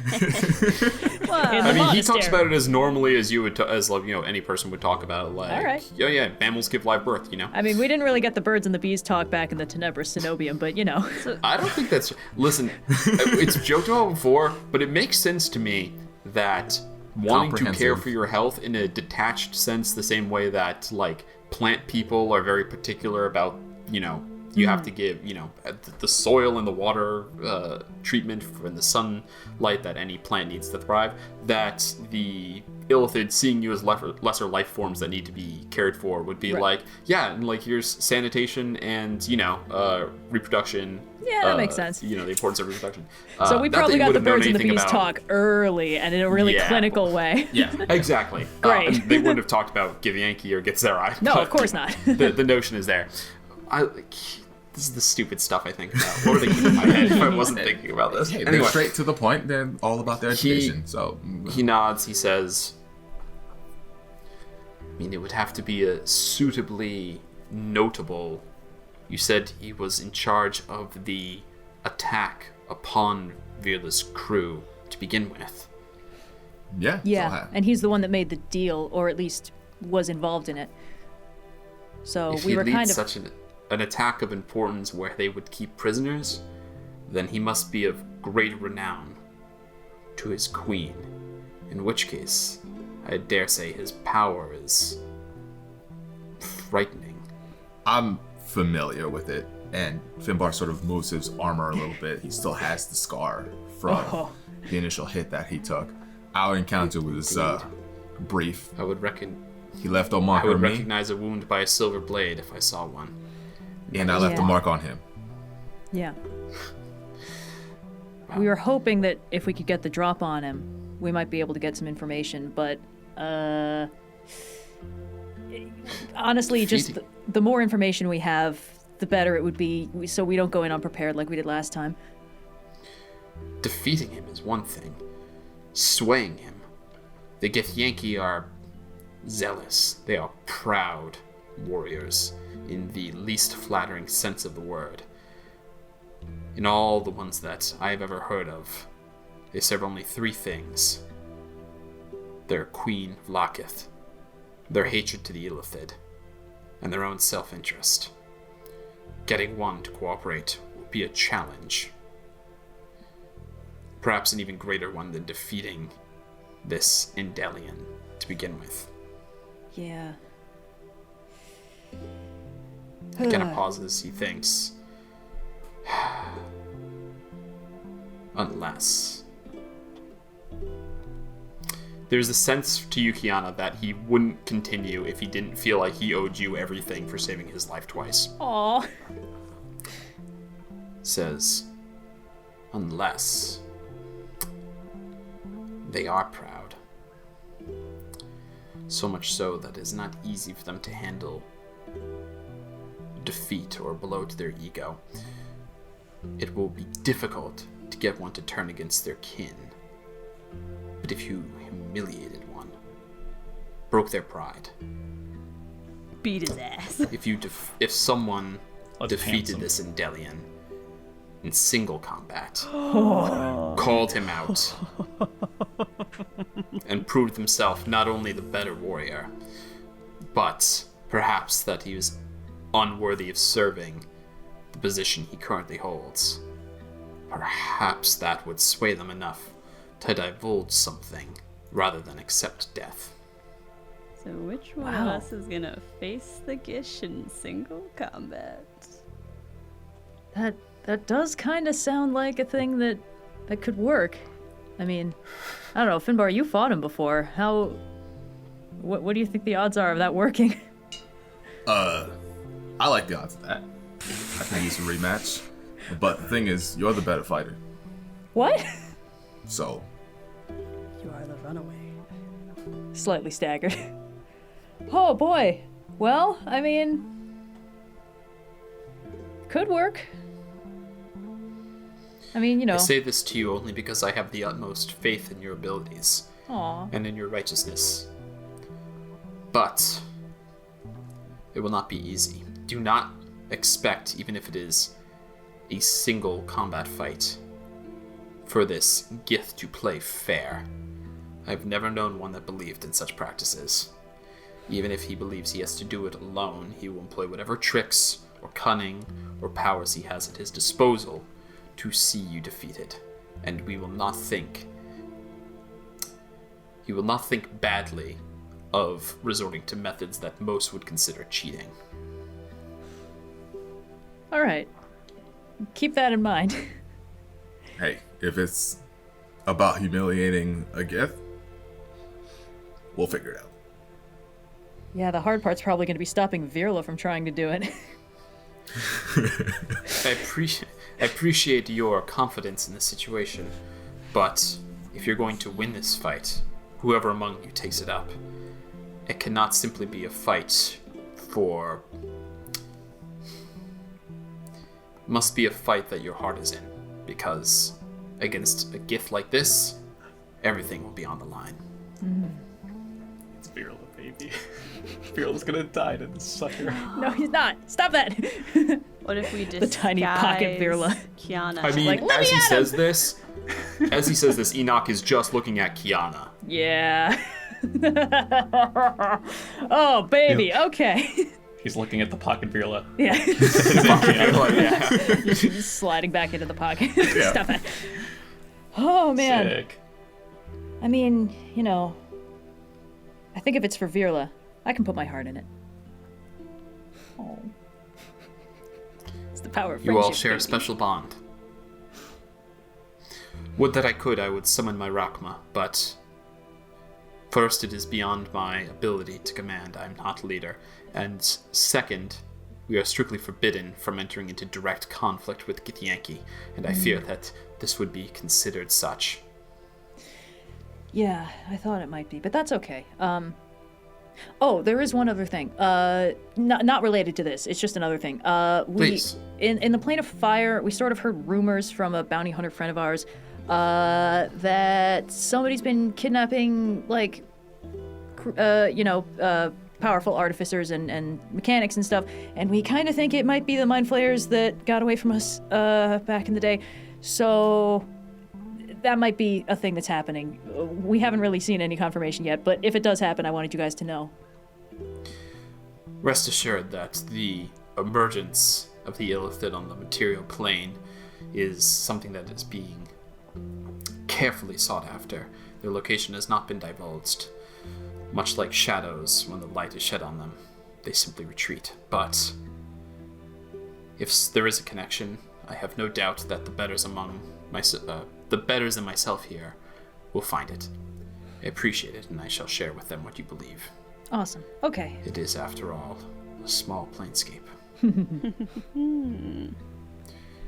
Well, Okay. Enoch, it's real nice seeing you. We appreciate the advice. I fear that it is less than helpful. If you mean... Perhaps there is one more thing I can be of aid with. If you're up for a small journey. Ooh. Hey, we're here. There is... If you do mean to delve into the city and require a quick escape, there is such a means that can be employed, although likely for only a single use. If a quick getaway is what you're looking for. Yeah, I think that would be very good to have. There's a tree that grows upon some of the elemental loci within Limbo here. It is one that naturally warps space and time. Its effects in Limbo are often not strongly felt, but on other planes, though it has difficulty surviving there, it has properties by which it can move large groups quickly through space. Oh, like a fake crossing. In a sense, Alright. a one-time Fey crossing.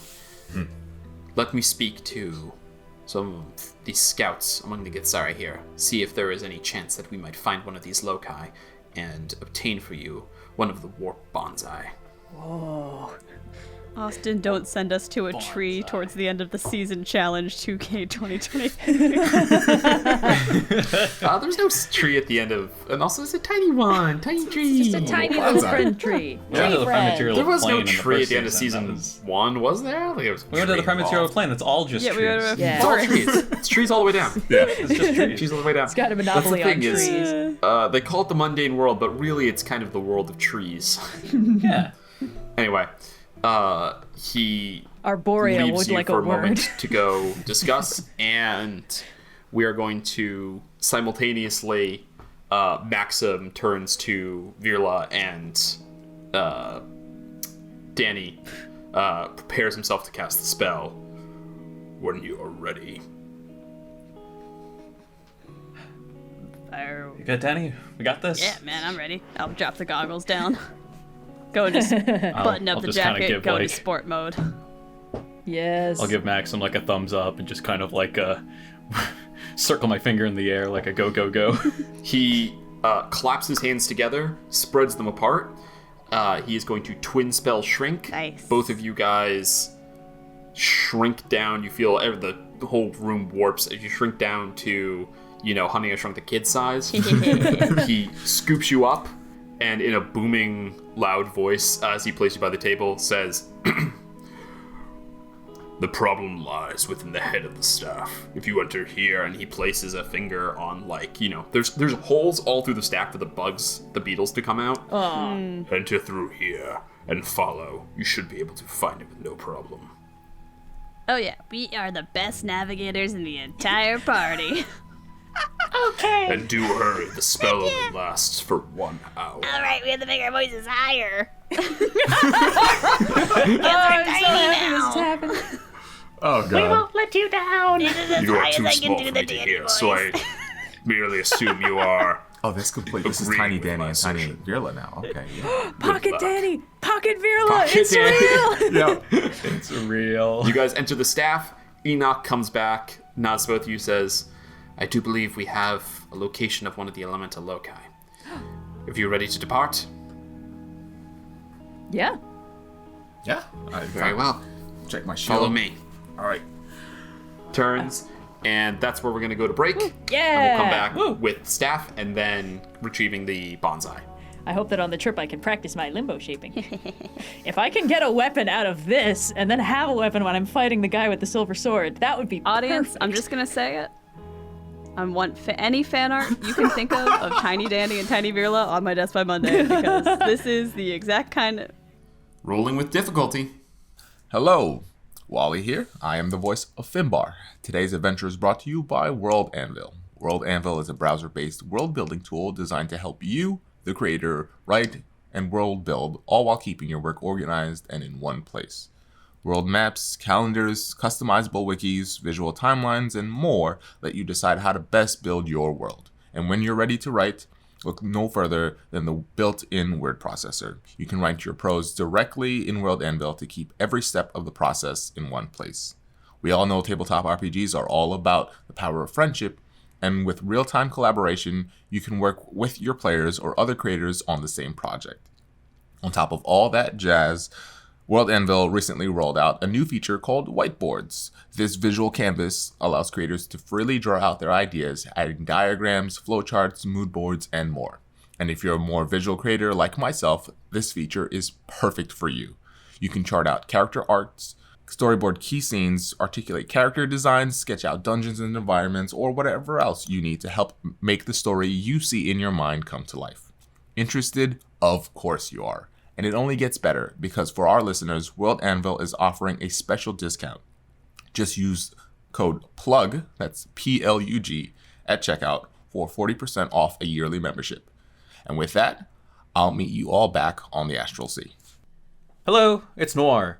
Thank you so much for listening to Rolling with Difficulty. We've been thrilled to have you all tagging along with the crew of the Aspera. Rolling with Difficulty recently launched a new way to support the podcast, our Patreon page. In addition to helping make this program possible, patrons get access to all sorts of bonus content directly from myself and the rest of the cast, so save those wish rings for later. Rewards include monthly Discord hangouts, additional character and NPC info, bonus stories from the Planescape, art sheets, and more. Right now, new patrons will have access to our special launch bonus, the playtest for the College of Feasts subclass, inspired by your very own Elise. Check out the link in the description below to browse these and all the other benefits awaiting patrons. And again, thank you to everyone for supporting Rolling with Difficulty. We will catch you out on the Astral Sea. Rolling with difficulty. Welcome back.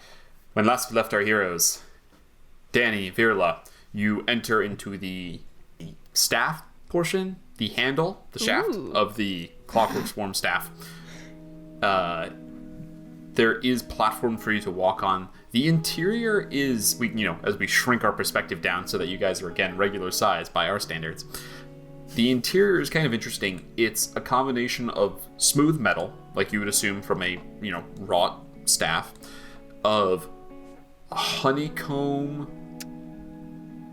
bits, like, housing for insects, and of also arcane glyphs and sigils that are... I'm so fucked up from saying sigil. Arcane glyphs and sigils, which are asymmetrical and almost organic in their kind of placement, right? So there's this weird, like, clash of aesthetics going on, but you kind of squeeze your way in and begin to walk up, your footsteps echoing through. You can mostly walk, and sometimes you gotta duck under things or climb over things. But if you remember, Maxim said that the problem you are looking for is going to be found in the housing in the top, indeed, where there's like there's this bulbous top to it that is symmetrical and yet still kind of like, this pocketed and faceted, where presumably some stuff goes down in terms of creation of the swarm. As you guys walk through, is there anything you would like to do in preparation before you reach the head? I had assumed that these wasps and insects were conjured when I cast it. From what Maxim was describing, it seems like they live in here. It's a little column A, little column B. Yeah, not everything is as it seems these days, is it? And I'm gonna summon a tiny handheld version of the Force Ballista, just in case. Okay. Was that directed at me, Dani? Oh my god, yes! No. Never. That's not even a deception check. That's just a lie. Yeah. Oh, baby. Well, it's not undeserved, so get your kicks in while you can. I'm still gonna I don't help think you, that- you gotta tell everyone everything at some point. There are some things that I would like to keep private, at least for a little bit. I promise you that there is nothing that I'm keeping to myself is endangering any of you in any form. I'm sorry about that before, like I said, but the way that I know that my old crew is where they are, it's something that I just sort of want to process myself and for right now. But in time I will tell you. Yeah, that's fine. And you're not wrong to say that. I gotta give you shit for it because we're friends, but, you're entitled to your secrets. Yes, I understand. Okay, let's... Should we go let's shoot kill some bugs? Yeah, buddy. Arcane cannon emerges in her tiny hand. You guys enter into it opens up. It's not hollow, so to speak. There's still that honeycomb kind of sense. So what you're standing in is one of the cross sections of the head of the staff. So there's floor for you to walk on. It's slightly curved, not so much so that there's going to be a difficult terrain, but there's the sense that there's pockets in here and you're standing within one of them. And why don't I just go ahead and show it to you on the map. This thing is gonna look nasty, isn't it? You look cool. Yeah, it's not too nasty. Well, we both are interesting. As you enter, you see there's that sense of construction, but also of the arcane glyphs and everything. Dani, and to both of you, I think there's an immediate understanding. You'll see here that there are multiple arcane circles spread throughout.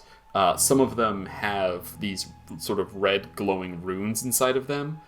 The red glowing rune symbolizes an error that is occurring there. That is something that needs to be adjusted, that needs to be fixed, which you can do from inside the space when you enter the space as the rune. However, you don't have time to really take in more than that and kind of get the lay of the land, as you see from various small holes, tiny beetles, and you get the sense you're like, oh, maybe to Virla, this staff can innately enlarge insects. Maybe kind of that's where they come from, is they're kind of made by the staff and they're very small, and then when they emerge, they enlarge. You see these tiny... what to us? What size are they? They are swarms still, so they're small to you. Gotcha. They're bug-sized to the bugs. Bugs, beetles just begin to swarm out. They all have the kind of glossy nature of like computer chip kind of looking on their hard shells, and like blacks and golds and stuff. And they angrily begin to buzz. Can I get everyone to roll? And by everyone, I mean you two, to please roll initiative. Heck yeah. And the Mana Bane swarm is already rolled. Oh, yes. I think this is my first natural 20 for initiative. Whoa. You are in my domain, insects. Ooh, you guys are going Insects! first. Finally, in Dani context to call your enemies insects. Exterminators. Virla at a natural 20. Guys, let's smush some bugs as you see them emerge, standing between you and the places you have to go. Virla, you are up first. What would you like to do? Okay. I'll just sort of say, I can handle the swarms if you want to run points on the sigils, and I kind of point to I will one say of that the arcane, the errors that need to be purged can be fixed with a tools check or with an arcana check of differing DCs depending on what you use. All right. Even so, I will. They're not people. I can't hold person. They're certainly not people. Okay. Virla's testing side is getting the better of him. And he was kind of curious about this when Maxim had said that he was going to shrink Virla. Virla's going to try and shrink the swarm. Oh no. All right. You go ahead. What level, by the way, is shrink? And have you cast it yet? I have not. This is going to be his first time. It's 3rd level. 3rd level. You see, what does casting shrink look like? It is kind of long forgotten spell. So Dani's certainly never seen anyone cast it. There's plenty of spells she's never seen anyone cast, but definitely she's never seen anyone cast it. Except I for guess the way Maxim, that- who That's cast true. it on us moments Maxim ago. casted on you going in, but he's a sorcerer. Yeah. His innate doing it is much different than Virla sort of accessing the program, right? So what does Virla's version of it look like? Yeah, I think a lot of Virla's actions, especially since being able to peer into the weave, is very literal. Is kind of becoming very literal, and so you can sort of see him sort of make a cup his hand, and then sort of make this sort of crushing motion as if he's like physically trying to like shrink some sort of hologram down. Fantastic. You watch as and are you targeting Swarm 1, which is further away, or Swarm 2? I will start. I'll do Swarm 2. I'll do the one that's just closer to us. Fantastic. You target the one close to you, press your hands in together as you unleash the spell on it. Magic immunity. The Mana Bane Swarm is immune to spells and other magical effects. Fuck! I forgot. Does that This- mean like, but like a Okay. spell that does like fire damage, for instance? Immune to spells. Well, all right, you guys have fun with that. Question. All right. The Spitfire Yeah. does magical damage, but is itself not a spell. Are they immune to that? Magical effects. You guess you'll find out if you want to try it. I'm just gonna go and get to work on one of these sigils then. I didn't know who you were bringing. Just plan the encounter. I think I might have a sigils dagger first. on me somewhere or something. Let me stand. I know. So I'll maybe use- you I'll just want to move, focus on fixing them. I'll move 30 feet closer to one of the further away arcane sigils. Yeah. All right, cool. Good luck with that. I forgot that that's what Amazing. I thought that was the whole point of what Maxim was saying. Yeah, the whole point is Maxim can't do shit against them. That's why you send you guys. Dani, you're up. Alright, well, first I'm going to use my movement to run over to one of the damaged sigils, the one's close. So 5, 10, 15, 20, 25, 30. Alrighty. Bonus action because the cannon's out and I want to see what happens. I'm going to fire the Force Ballista on the swarm number 2. Okay, go ahead, roll the hit. Yep. And this is to do... And the Force Ballista is not a spell. It is, in fact, a constructed object. That Indeed. is a 22 So to hit. That does hit. Okay. Now, when I'm rolling these 3d8, is it actually going to do anything? Or... So yes, I consider your much like a dragon's breath is magical in our sense of it couldn't really exist, but it's not magical in terms of D&D mechanics. I'm considering your what do you call it? Your Force Ballista to be similar, that it is magically conjured, but still works, you know. Great, so that's 20 points of force damage, and it gets pushed. That's not too bad. 5 feet away. Towards me? Yes. 5 feet away? Cool. That was my bonus action. For my action, Dani's in investigate mode, so she's gonna whip out the Spitfire and take a pot shot at the same swarm and just see if it works. Okay. Magical effects. Is the gun a magical effect? The gun itself is not. It's an item. It deals... Yeah, but it's powered by a dragon skill. It doesn't shoot bullets, it shoots necrotic energy. I'll allow it. Go ahead and roll your... It's a 17 to hit. Go ahead and roll. 17 is going to hit. Okay. 8 points of necrotic damage. Okay. And does that end your turn? Yep. Sweet.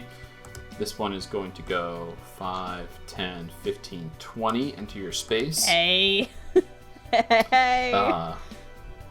This one is going to go 5, 10, 15, 20. Go right there. And they are both going to attack you guys. First at Dani. Natural 1. No. Good shit. You say they fly in, and you just whip out 2 guns and just start shooting.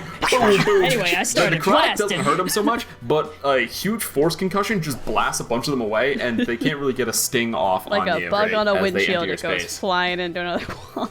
My original plan was use wind wall to just bug on a windshield all of them, but that's a magical effect. That's a spell, so they'd be immune to it. Is the Yeah, thing. they would fly through that. Yeah. They'd eat it Does a Take your 15 spell. hit Virla? and eat it. Yes, but if I cast shield, Wait, can they eat Can that they too? eat shield? that's the thing. Like it ignores it ignores spells. They or- ignore spell effects, so yeah, they're gonna ignore your shield. Oh, Okay, baby. yeah, I'll still have cast it anyway. We're testing. We are experimenting. And I'm still in Doesn't control of work. this situation. It's scientific inquiry. As long as I write it down, it's meaningful data. You take oh, I already lost my count. Give me a sec. Oh, baby. It's not that high. Austin was stupid. 13 points of piercing damage. Ow! Could I get you to make a dexterity saving throw for me? He's not great at that either. Yes, sure. It's not that high for these things. I believe it is just a 13. 13 is a failure. You watch as a few of them get into one of your potions of healing, and they don't like destroy the vial or drink the liquid. You just watch as the vaguely glowing red liquid turns to a dull gray as they completely sap the magic from it. You can go ahead and remove one of your potions of healing from your Hey, inventory. God. Oh, no. The ring of water walking. Virla, can I get you to make a charisma saving throw for me? Are you kidding me, man? When it rains force. Now I'm so worried about what our fight's going to look like. 9. Roll a d4 for me. Sure. You are 35 feet away from me. I cannot give you a flash of genius. 2. You lose a second level spell slot. Okay, sure. I was so worried it was going to go after one of your magic items. Man, alright, so that ends both their turns. Cool. Virla, it's your turn. You gotta fix these sigils. You gotta fix these sigils like fast. Why do you... Maxim, I love this fight. a little warning next Should I time. be concerned that Maxim has created creatures like that are so well tailored against Virla? What I think they're it was well an tailored accident. against is Maxim, because he was making them. A bunch of them became he was basically like a he was an antibiotic. You know, in the became body, Maxim resistant. and a couple of them became Maxim resistant. God, Yeah. damn it, Maxim. But nothing's prepared for Dani. I will say, I will say, because I don't know, this might seem intuitive to your characters, even though it's not clear to you guys. Their speed is not fast. They used all of the speed they have to get to you guys, just 20 feet. So the same way you can tell when Kyana only goes like 30 feet that she still has a lot more in her when she stops, you can tell these guys went 20 feet and that was everything they had. Okay. That's it, baby. I'm just gonna dash towards the next closest sort of arcane error. Okay. It's not enough for me to get there, but I guess if they take attacks of opportunity, then well, you still have an action if you can either disengage to prevent attack of opportunity. True. Or you can dash to actually make it to the glyph. I mean, I'll still make it there on my next movement. So Yeah, but you can make it there now. You have an action, or you could dodge, so they have disadvantage to hit you. Like it's you have Yeah, things that's you can do right. with your We action. should- Don't waste it just because you can't. Yeah, cast you're spells. right. You're right. Yeah. I will take He's an action learning to so dodge, much. and I need to actually read what that does again because I haven't done that ever. For what? Dodge action? Attacks Yeah. against you have disadvantage. They have Okay. attacks against you have disadvantage until the start of your next turn, I think. So Okay. so they'll make an attack of opportunity against you at disadvantage Sure. as you dodge and run away. Only an 11, so they're gonna miss. Okay. Fuck you. You've And- flourished your cloak. Just do got these Elven bugs. male. My dodging is just me wrapping my scarf around my face like a mask. Going Naruto mode. Yeah. All right. Cool. Any Man. bonus action? I mean, I can get Bing out, but that's not really gonna do anything. They're gonna eat They're Bing. gonna eat him alive. Maybe you Yeah. can lure them Distract them. away with Bing. Sometimes we'll have a combat. I have one track of music designated as the goofy combat track, and sometimes we have one where I'm like, oh, I know I'm going exactly what track I'm gonna use. Yeah. Yeah. This is a good combat. Danny, speaking of, you're up. I'm gonna cast Vortex Warp on Virla and send him over to the farthest away glowing rune to get him out of the way of sure. the bugs, and also to this bad boy. Sweet. What? You don't have to make. You can choose to fail to save against it. Virla, Ha! you're going for a ride. Okay, I accept this willingly.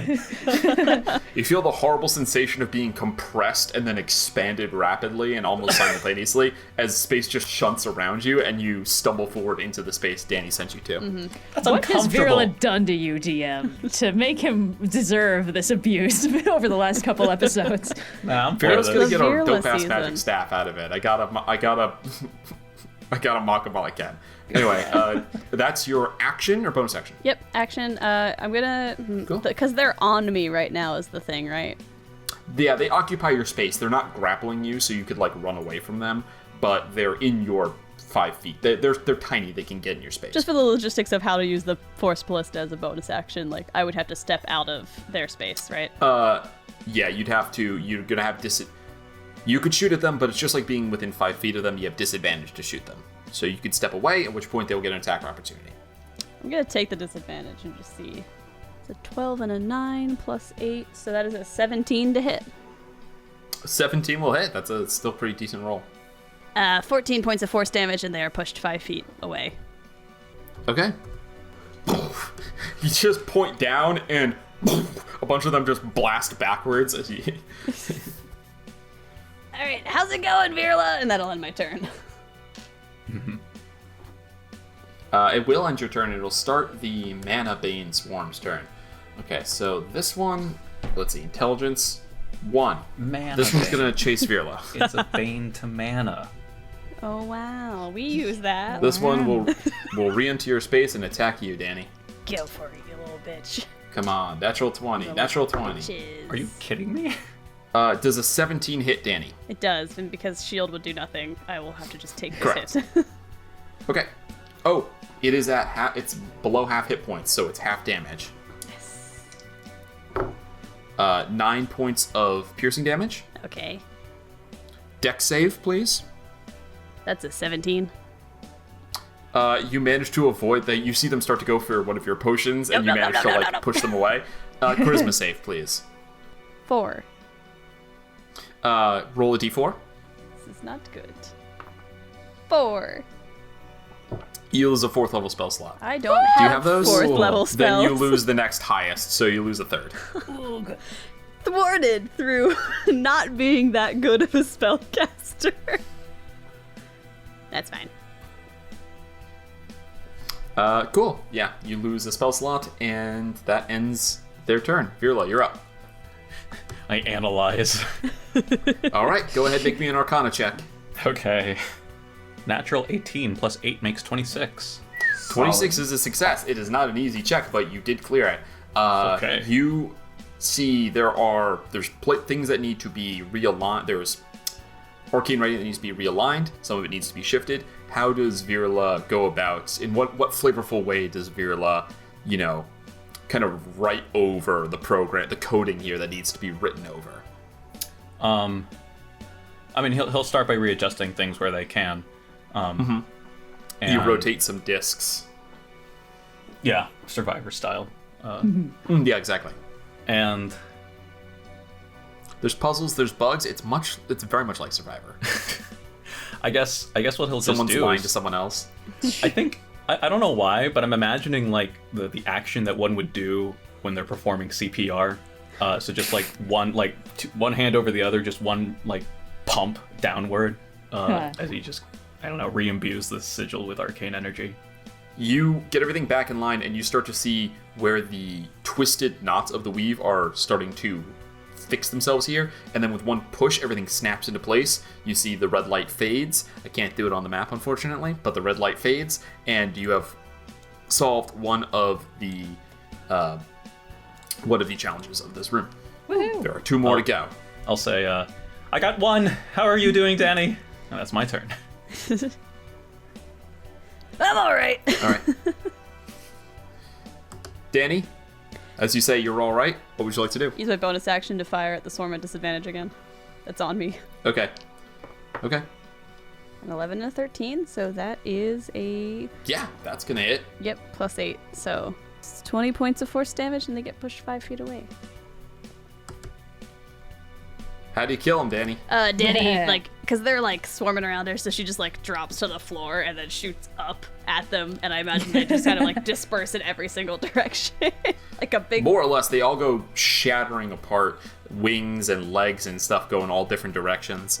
I think that there's a sense here, it's never been clear before, because you don't usually shoot at swarms of things, you shoot at creatures and they hit, but there's the sense that it's like a concussive, blast outwards. It's not just like a bullet punching, it's kind of hits and then it moves in and then force detonates out, and that's why it's been devastating these flying creatures so badly, as opposed to if you were shooting actual just arrows at them and you could presumably only maybe hit a few at a time. Yeah, and then I'm just gonna literally roll over onto my stomach and girl in a sleepover, hands on the chin, look at the little sigil next to me and try and figure out what's wrong with it for my action. Aww. All right, Your dear diary. yeah, we're all fucked up now. Go ahead and roll either an Arcana or a Tinker's Tools check. I will do tools because I get 4 more. I know added you to will. that.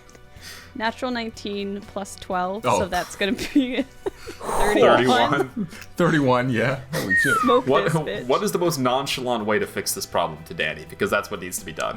Beep boop, just tap on 2 parts and then it lights up correctly. Maxim was that close. He was that close. Close on that one. Amazing. In 1 round, 2 of them done. And only 1 swarm left, whose turn it is. He's going to go 5, 10, Maxim's 15, I loosened it up for her. 20. He's going to dash into Virla's space. More bugs on you, my friend. Virla, it is your turn. Talk is a free action, right, DM? Dani, Yeah, can you do another talking's for vortex free. warp? I was planning to. Okay, I will hold my action to assess and analyze the sigil until after Dani vortex warps me. There we go. Nice. Cool. Yeah. Teamwork. Dani, this is there's not many people in this combat. This is all happening pretty fast.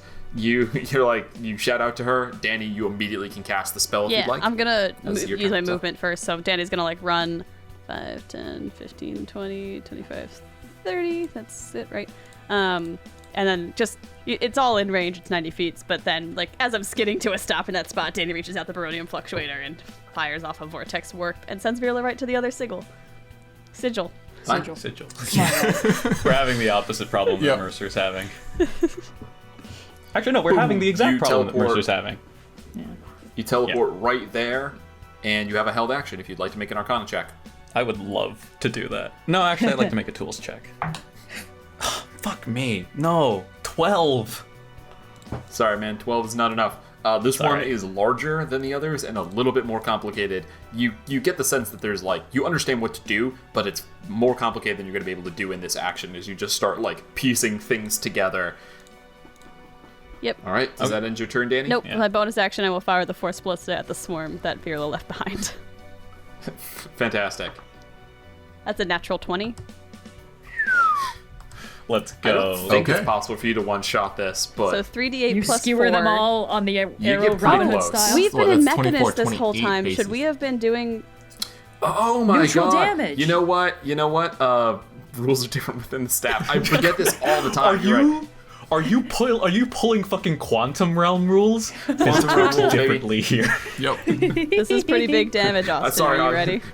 Wow, between that and the audience is so mad. What you have to understand is that I'm so tired. I was sick all Different last planes, week. different I'm still roles. sick now. In Yeah. my defense, In I'm my just defense, so I tired. want a nap. Going on vacation next I'm week big could be a break. sleepy. So the Force Ballista does 3d8 plus 4. So for a crit, that's 28 base plus Correct, the 28 rolled base. 3d8, which is... So 48 total force damage. You didn't kill this thing in one shot, but you all but killed this thing in one shot. What does that look like? Dani, as she's skidding to a spot, Vortex Warp on the one hand, then like underneath the other elbow just points the Force Ballista while looking at where Virla went and being like, "You got that one, buddy!" And it just fires off, and these bugs also just like scatter. I'm so happy this is happening.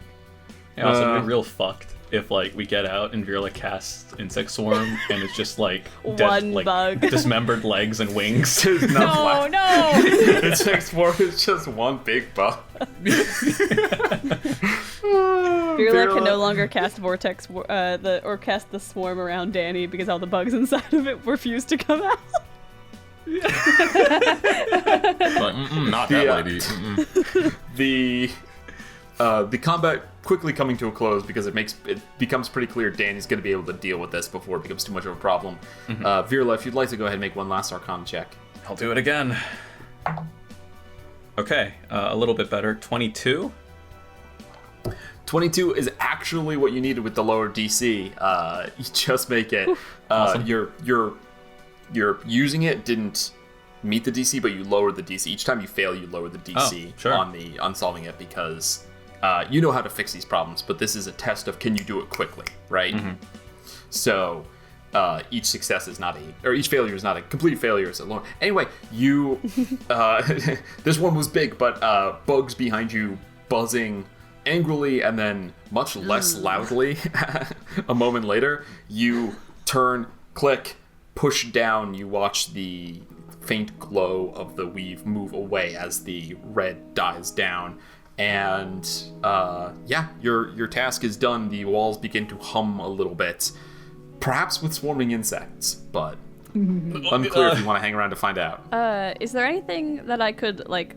Because looking at all these signals on the ground, is there any way Dani could maybe make an improvement to the staff while we're in here? Oh, please. Wow. Oh, please, DM. I have a specific thing in mind I would like to try and program in that I think Dani would have an expertise in. What would you like to do? Because we'll discern if it's possible and how you'd have to do it. Similar to let's- how the Force Ballista and the other Eldritch Cannons now have the self-destruct capability, I think it'd be really cool to give the big bugs the ability to, as the nuclear option, self-destruct.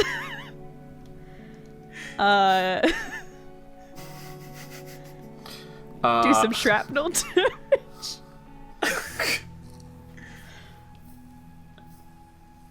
You turn, you look down at the place on your feet. Go ahead and make me... It's not going to be exactly like that. Sure. But, moving towards something like that, go ahead and make me... Because it's a thing, I'm gonna say it's not a 30 because it's a thing that your cannons can do. You know how to make them do that. So go ahead and make me a tools check DC 28 to get this done in 6 seconds. I rolled a natural 15 plus 12. Okay. So that's 27. Plus my flash of genius, Flash of genius. because we are inside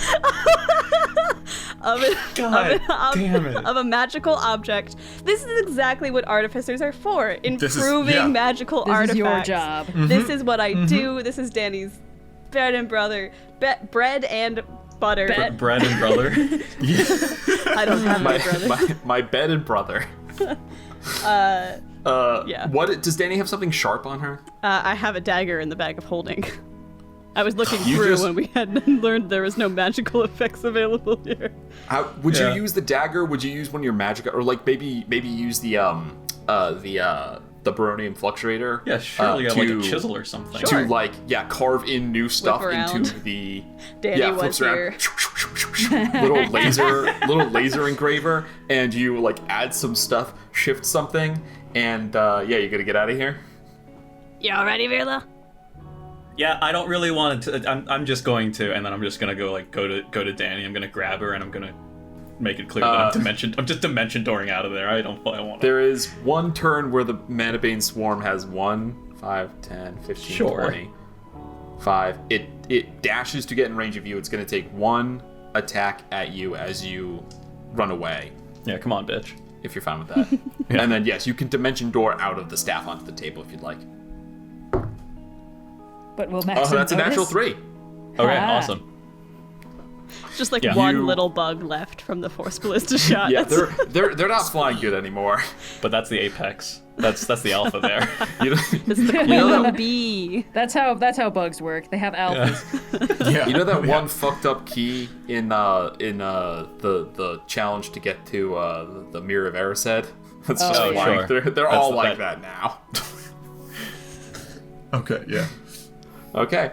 Ugh. You guys teleport to the table. Noticing you reappear, Maxim releases his concentration. You step off as you both grow. He looks at you. He says, "That was unexpectedly fast." Yeah, it's easy when you know what you're doing. Oh my god! I'm with her on this one actually. My apologies. I've put much work into it, but it's far from my domain of expertise. It looked like you were having fun with it. It's okay. He goes, picks it up, says, "I believe this is yours." Passes it to Virla. Aww. At last, So, my right arm is My arm complete is again. complete. I was thinking the same thing. Bunch of theater man. kids. What are we doing here? Yes, yes. Oh, I love a good musical reference. So, Virla, if you'd like to go ahead, go into your character sheet, and Sure. you can search improved Staff of the Clockwork Swarm. Dang, all right. Not to be confused with Danny's improved staff of the Clockwork Storm, which I assume is TBV. It is, as a result, it is not finished, and I will add in the last feature, but I'll tell you what it works, because I know how it works. Yo, okay, that's So- pretty cool. Do you want to read it, or should I? Yeah, so there's the old classics. While holding the staff, you can use an action to expend some of its charges to cast one of the following spells from it using your spell save DC. The classics, Giant Insect or Insect Plague. You can also cast the spell Polymorph on yourself, transforming into a giant dragonfly or spider while retaining your Wisdom, Intelligence, and Charisma scores. Nice. Can you cast spells when that happens?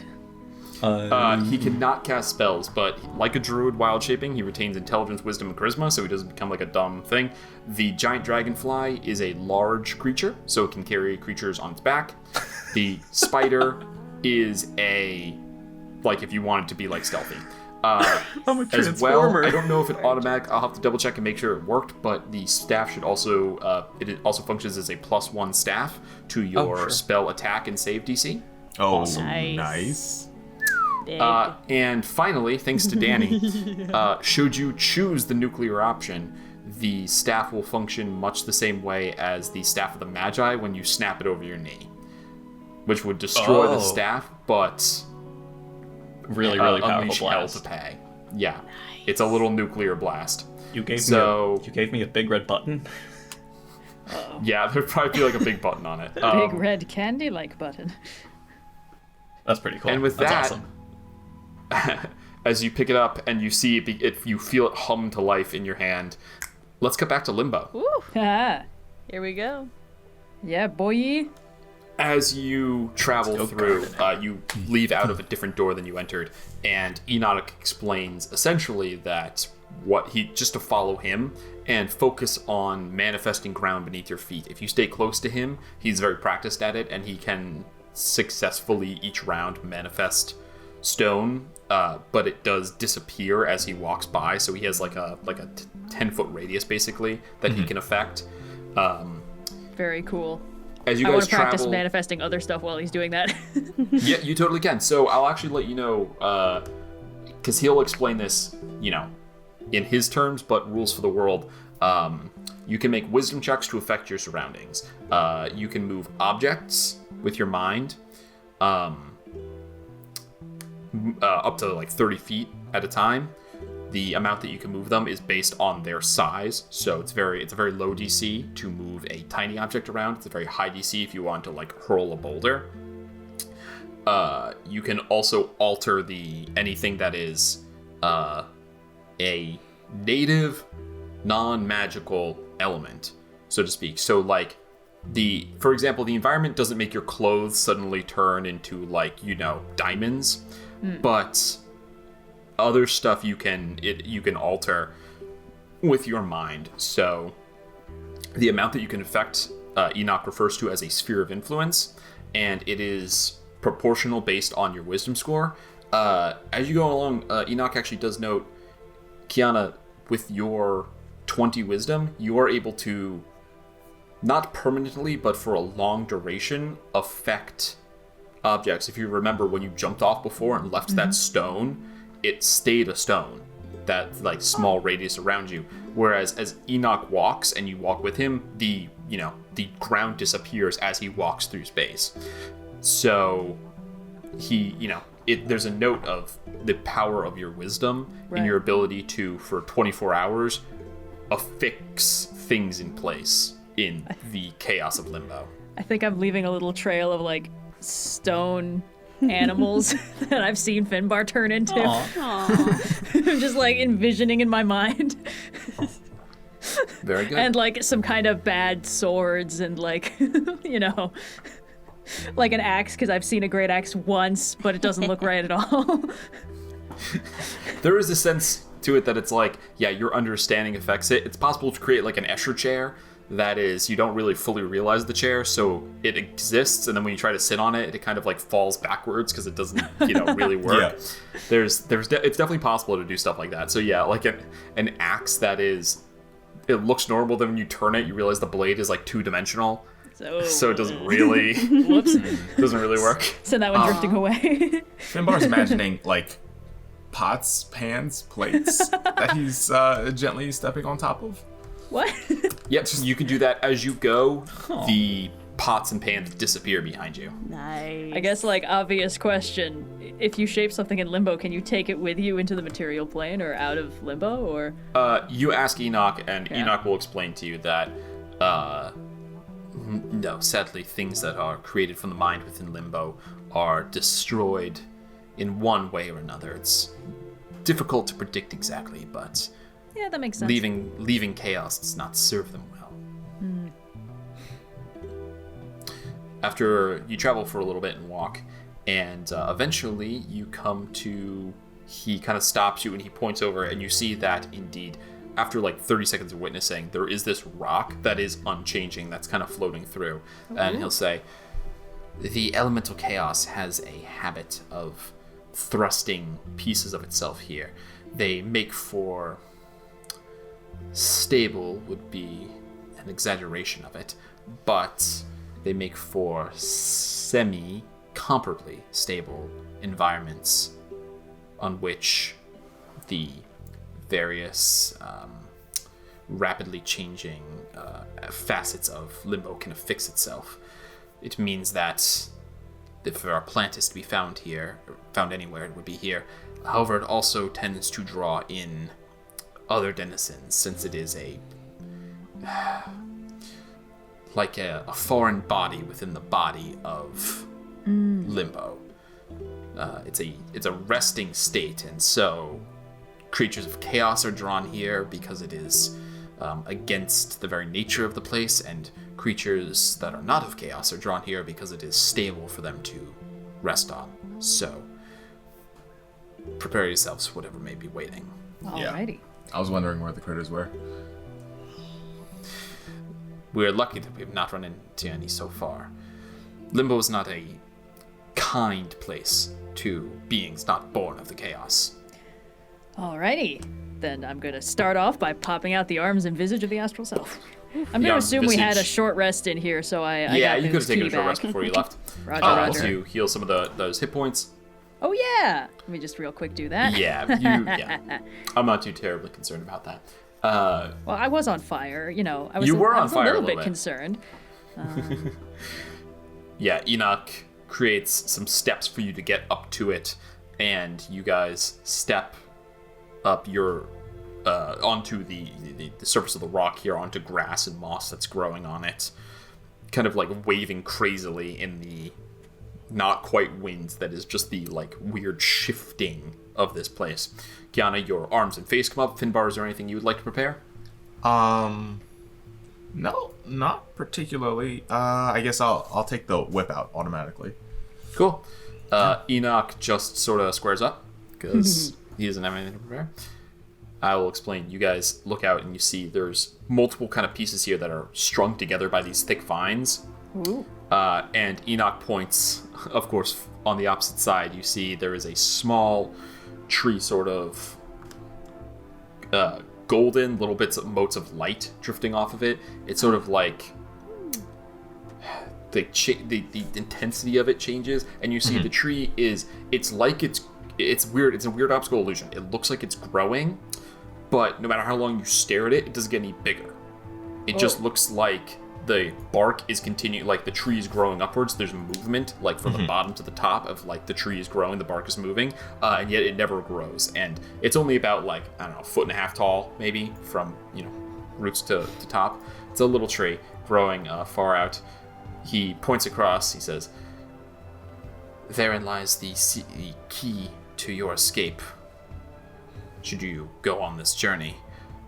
He begins to step forward, and there's a shutter. You watch as on the platform here, from the grass, a pool of water drips up like a reverse drop until it comes back down and settles into a kind of like humanoid shape, water beginning to like whirlpool through it. And you watch as from the ground, like a little bit off to the side of that, the rock kind of like folds in. As it does, it shifts from looking like stone to looking like kind of weird silvery metal, but it glares pink and purple as it changes, and inside you see like fire start to roil and spark, and these two elementals are guarding the elemental loci. Can I have you guys please roll initiative? Ooh, man. Oh, okay. Dani asked for some goop.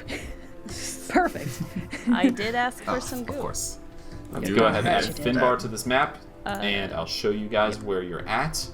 You can see across the map is the tree, and the water elemental and the Kamburu are standing between you and your goal. No, that was last season. Kombucha. Yeah, the kombucha's standing. I drank kombucha once and never again. I don't trust like that. I've never had any, but it seems gross, so. It's very gross, and it doesn't state that it's alcoholic, but you can tell because it's disgusting. I thought you could tell I'm from going to the have fun with fact this. that it's kombucha, and I didn't need anyone to tell me that rum was alcoholic. There's a Oh, joke yes, in the yeah. Glass Onion movie that came out recently. That not recently at the time of the release of this episode, but you guys get what I mean. Jared Leto's kombucha. Jared Not that Leto's recent of the kombucha. recording of this episode. Kombucha. Yes, well, We are not I was kombucha not people, we born did with find innate that out. knowledge of what kombucha was, so I had to find out that it was alcoholic. Anyway. And Enoch goes at 19. He actually rolled pretty well. All right. We got an 18 for Kyana, and Finbar, what'd you roll? A 6. 6. Right at Finbar the down at the bottom. Yay! Yep. All right. Damn.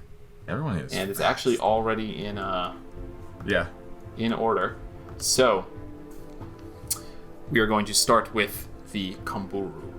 You watch as this weird kind of like shimmering fire metal elemental, it's difficult to say for certain, walks up. And it has a speed of 50. Sweet, it's very fast. Holy.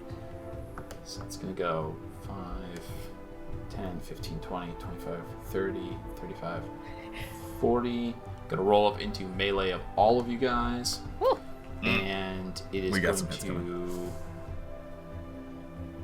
Oh, excuse me. Sorry, new monster, who's this? It's not even going to do that. It's going to stay exactly back where it was, and it's going to use Volatile Burst. Oh. So it launches 3, a hailstorm of explosive projectiles. They overlap the radius. You're each going to just get hit with 1, but it launches 3 that come like 2, like 1 on either side, kind of 1 behind you. And just these weird sulfuric explosions go outward. I need everyone to please make a dexterity saving throw. Roger that. Okay, here we go. How about a natty 20? All right, that's a save. I would hope so. 11 is a fail, and Enoch does save.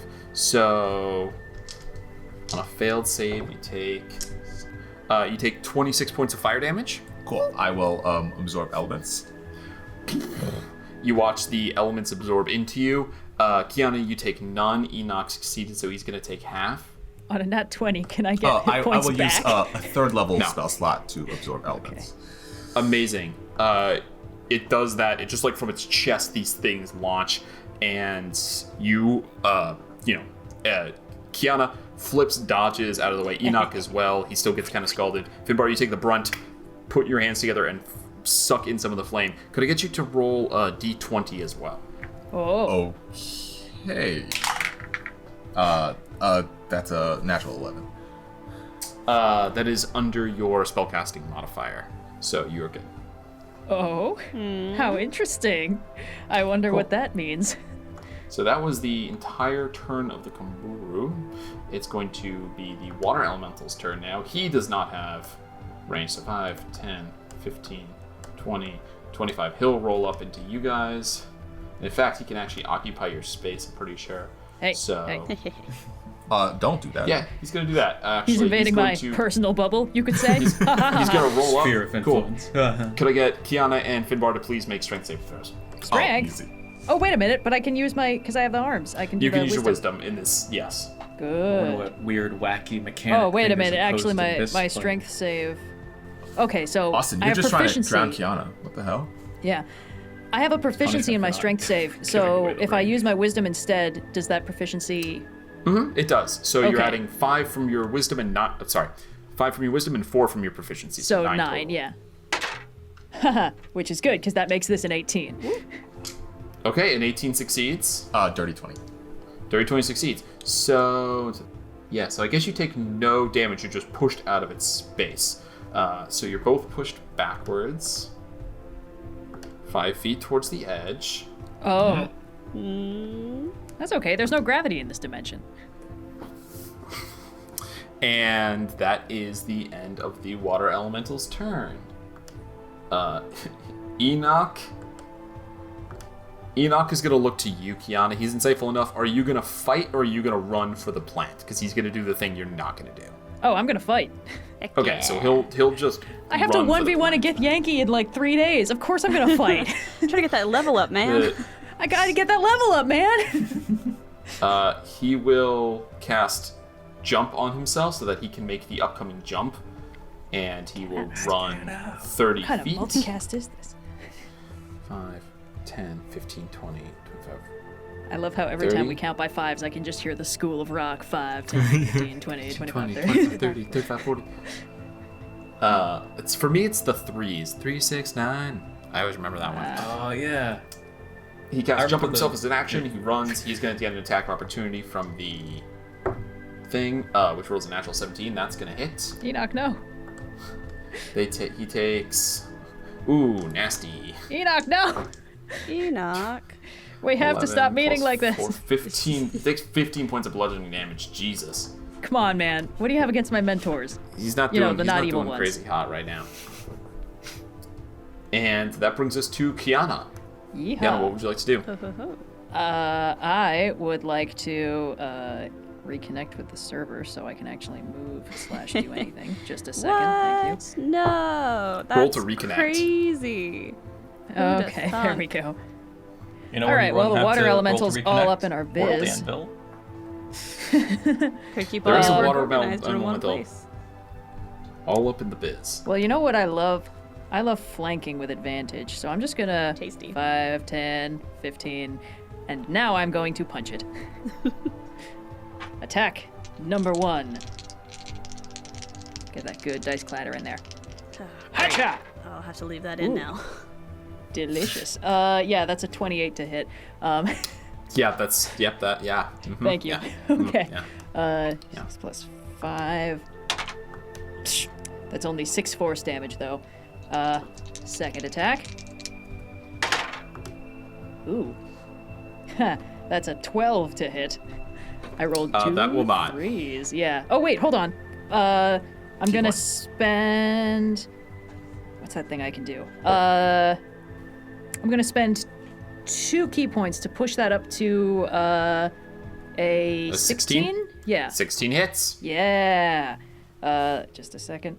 Where are my key points? Oh, my character sheet's getting so long. Okay, there we Oh go. no. I have said too many I said this options. on And I don't the even have a Patreon spell live list. chat. for crying Kyana out has loud. an extremely robust, complicated character sheet. That's 7 points of force damage this time. All right. Ooh. Ooh, I just got an Because you turn into a idea. spider. You start throwing fists into water. Can I... Oh, I don't know if I'd be allowed to do that, actually. But it would be cool. That was my action and my movement, or at least some of my movement. Can I use my bonus action to imagine, like, a longsword? Yeah. Yeah. Yeah, it's usually... You know what? Go ahead and roll me a wisdom check. It's supposed to be an action, but I'll allow a bonus action because stuff is Thank you. wibbly wobbly here. But go ahead and All throw right, me just a a normal wisdom check. Yep. And I don't believe I get advantage on these, but... No. Ooh. Well, that's a 21. Yes, that is enough. You concentrate and manifest a long sword. Shwing. Appears in your normal flesh hands. Cool. You can't use. I don't think you can use longsword with big Like a little sparkle toothpick. hands. Yeah, exactly. Yeah, so that's gonna be the end of my turn, although I do have a question later if I can use this as a monk weapon, because that's a thing I could do if I'd attuned to it with a short rest, but we're in Limbo and it's cool. I don't know. It's. You don't need to worry about using it as a monk weapon because the reasons being that you can use your wisdom in place of your strength attacks. So it's using your wisdom instead of your dex, which is what the monk weapon would do for you, is using your dex. And Oh. monk weapon also lets it be a d6 damage if it was lower, but it's not. It's a d8 or a d10, depending on how many hands you're using. So Oh, how exciting. you don't have to worry about it, actually. Really? That's so So- fun. Yes. I'm getting in the practice. Nice. I'm learning so much. Fantastic. Hours. Cool. The elementals are going to take their reactivity, which is like a reaction, but they're reactive. The Kaburu, which is like made of combustible metals, and the water elemental, each creature within 30. Let's see. He didn't actually position himself very. Yeah. Okay. There's 2 of them. Each creature within 30 feet of the Kamburo must make a DC 15 Dex save as water that just appears in the atmosphere forms around it and causes it to spark. So Kyana and Enoch are both going to make Dex saves. DC which? Actually, you know what? I'll just roll it and you can tell me. 15. 23. There you Okay, go. so you take no damage. Enoch also succeeds, so he's going to take half damage. You gotta stop pummeling my mentor. You know, I didn't really expect this to be the way it went down, but he takes 9, half down to 4 lightning damage, I think it is. Yep, lightning damage. He has 18 hit points left. Okay. Bro, come on, man. And that is Finbar's turn. Okay. I'm gonna look at Enoch Say, okay, but you gotta slow yourself down over here. Kyana, you got this one? I got this one. Okay, cool. I'm going to use my action to make one attack at advantage. Okay. This water elemental. Dirty 20. Nice. The dirty 20 is gonna hit. 20 points total. Damn, not too bad. Hey. Oh wait, hold on. Piercing from non-magical attacks. Okay, nope, your attack goes through. Okay. And then bonus action, I will Just a activate. huge arm cuts through. Steam rises off. Yeah, bonus action, I will activate Aura of Vitality. Yes.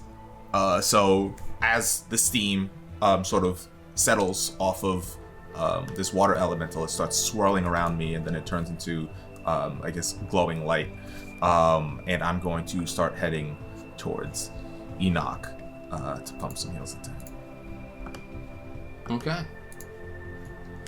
Perfect. Does he take heals now or no? No. Okay.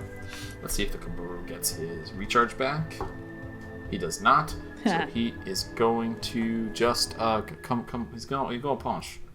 He's gonna punch? Gon' punch? You don't say. He's going to walk up into here, and he's going to aim one attack at each of you because he's a big dumb living metal. How the Komburo got his groove back. All right, against. Oh, you know what? I gotta declare before I roll against Finbar. We'll do Enoch first, then Finbar. Okay. Bro. Cox. Natural 1 for Enoch. Oh. Enoch may not be very tough, but he is pretty skilled, and so you see as he was coming in, the Kobaru comes and just swings with like an unpracticed huge claw hand thing of like shredded metal, and he limbos underneath and keeps running. Finbar, the second attack is coming on you. 9. Not. That's a miss. Okay. Okay, yeah, I just batted away with the shield. Nice. All right. Boom. Sparks fly as it touches the metal. Like there's a weird reaction going on. And that ends its turn. Water Elemental is just going to see if it can get its realm back. It does not. It'll take 2 attacks on Kyana. Okay, so a 17 and a 19 to hit. 17 will not, 19 will. Cool. So it gets 1 hit in. You take 15 points of bludgeoning damage. Whoa! And Finbar, you cast a spell on your last turn, right? Yes. Roll a d20 for me. 8. Cool, you're good. Okay, I gotta be careful casting spells. I don't want to know what this does. Enoch's turn. Enoch is not doing well enough to tank a hit from this guy, so he is going to disengage. He's going to go 5, 10, 15, 20, and he's going to jump. He's got a pretty good jump distance because of jump. 25, 30. He ends his turn mid-air as he's jumping through. Nice. So- cool. When his next turn, his speed will come back and he'll resolve that jump. He goes out over the crevice where there is just another island tethered by this vine, and yeah, it's just hanging there as time starts to slow down, and we come to Kyana's turn. Great. Nice. Okay. So many options. Well, first things first, I would like to take less bludgeoning damage. Yes. I could probably just do that through dodging if I need to. Dodge or rage, what are my options? But let's start simple. Let's start with the attack action. Well, remember, if you rage, you're going to get bonus damage to your attacks. Ooh, true. Yeah. Let's do a rage then. Bam. All right. The amber light seems to harden as you go in. What do you think about as you enter this rage? What lets Kyana enter this battle fury? Well, that hit kind of hurt a lot. That helps. And I think there is a degree to which it's like, oh, great, single combat with that guy that roughed up Finbar and Virla at the same time, real bad. Yeah, okay, sure. So that's sort of been bubbling a little bit under the surface. Yeah, if you can't handle yourself against a puny water elemental. Yeah, what kind of a chance do I stand against that? So we're gonna start with the attack action. Let's see. Yeah, so that's advantage on not attacks, but strength checks and saving throws, and plus two melee damage with strength weapons, and resistance to bludgeoning, piercing, slashing damage, which is nice. Oh, but I can't cast or concentrate on spells. That's a shame. Yeah. It's, okay. Oh no. Remember, if you're using both hands on the sword, it's a D8. It's a D8 or a D. D10. Wait, which Oh, one sorry, does D10. more? D10 Okay. on 2 hands. D8 on 1 hand, D10 on 2 hands. Well, I have Okay. so many hands to spare. Let's start with a two-handed longsword attack, number 1. Does the damage go up the more hands you put on it? That's a good question. Four off. But I don't have advantage anymore. Ha! Okay, but that's still a 21 to hit. Okay, 21's gonna hit. All right, and it's a D10 plus Plus your wisdom, plus your rage. Okay, so it's D10 plus 7. Oh. Ah, right. A 0 is a 10. 17. There we go. 17. I was about to be so mad. Awesome. 17, yeah, 0 damage. 17 halved to 8 because it resists non-magical slashing damage. Oh. I see. And because it's not my bare hands, which count as a magical attack.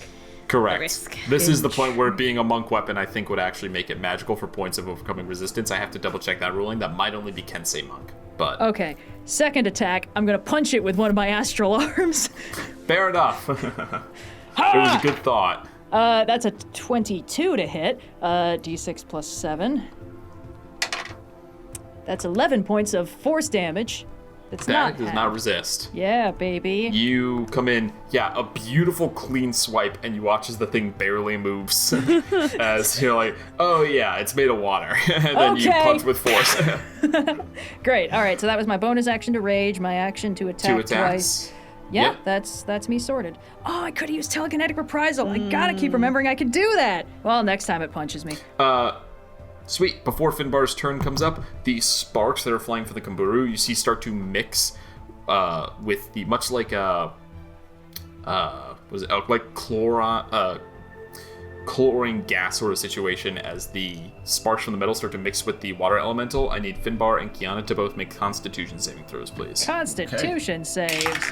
Mm-hmm. Okay. Humbug. Not the best. How about an 11? 14. Those are both fails. You are both poisoned for 1 minute. Ah, beans. Oh. You repeat the save at the end of your turn. It's not good. Yeah, the green gas starts to flow and you both feel it in your lungs. Hard to breathe. Eyes start to water and cloud. Finbar, now it's your turn. Okay. So first I'm gonna say, Enoch, well, you can't go running too far. Hold up. And I'm going to rotate around. And as I do so, I'm concentrating on Aura Vitality, and I will use a bonus action to heal 11 hit points towards Enoch. Damn. Double plus. Brings him all the way up to 29. Solid. And then, as in action, I'd like to grapple the... The fire metal elemental thing? Yes. Finbar, no! All right, that's your attack. Go ahead and roll strength. Why? Finbar, Or, you know, why? athletics. Finbar, no! 13 plus 2, 15? You reach out, grab metal, and as you do, you feel the metal is not as firm as you thought it was. This creature is immune to being grappled as it like flows out of your grasp. Okay, Wow. that's good to know. It's good to know. That's my turn. Yes. Okay. Then it's the Kamburu's turn. See if he gets his recharge back on Volatile Burst. That he does not, so he's just going to attack Finbar twice. Go for it. Alright, first attack. 21 to hit. Hits. You take... Roll max. 19 bludgeoning damage. Okay. Plus 7 fire damage. Okay. You also catch fire.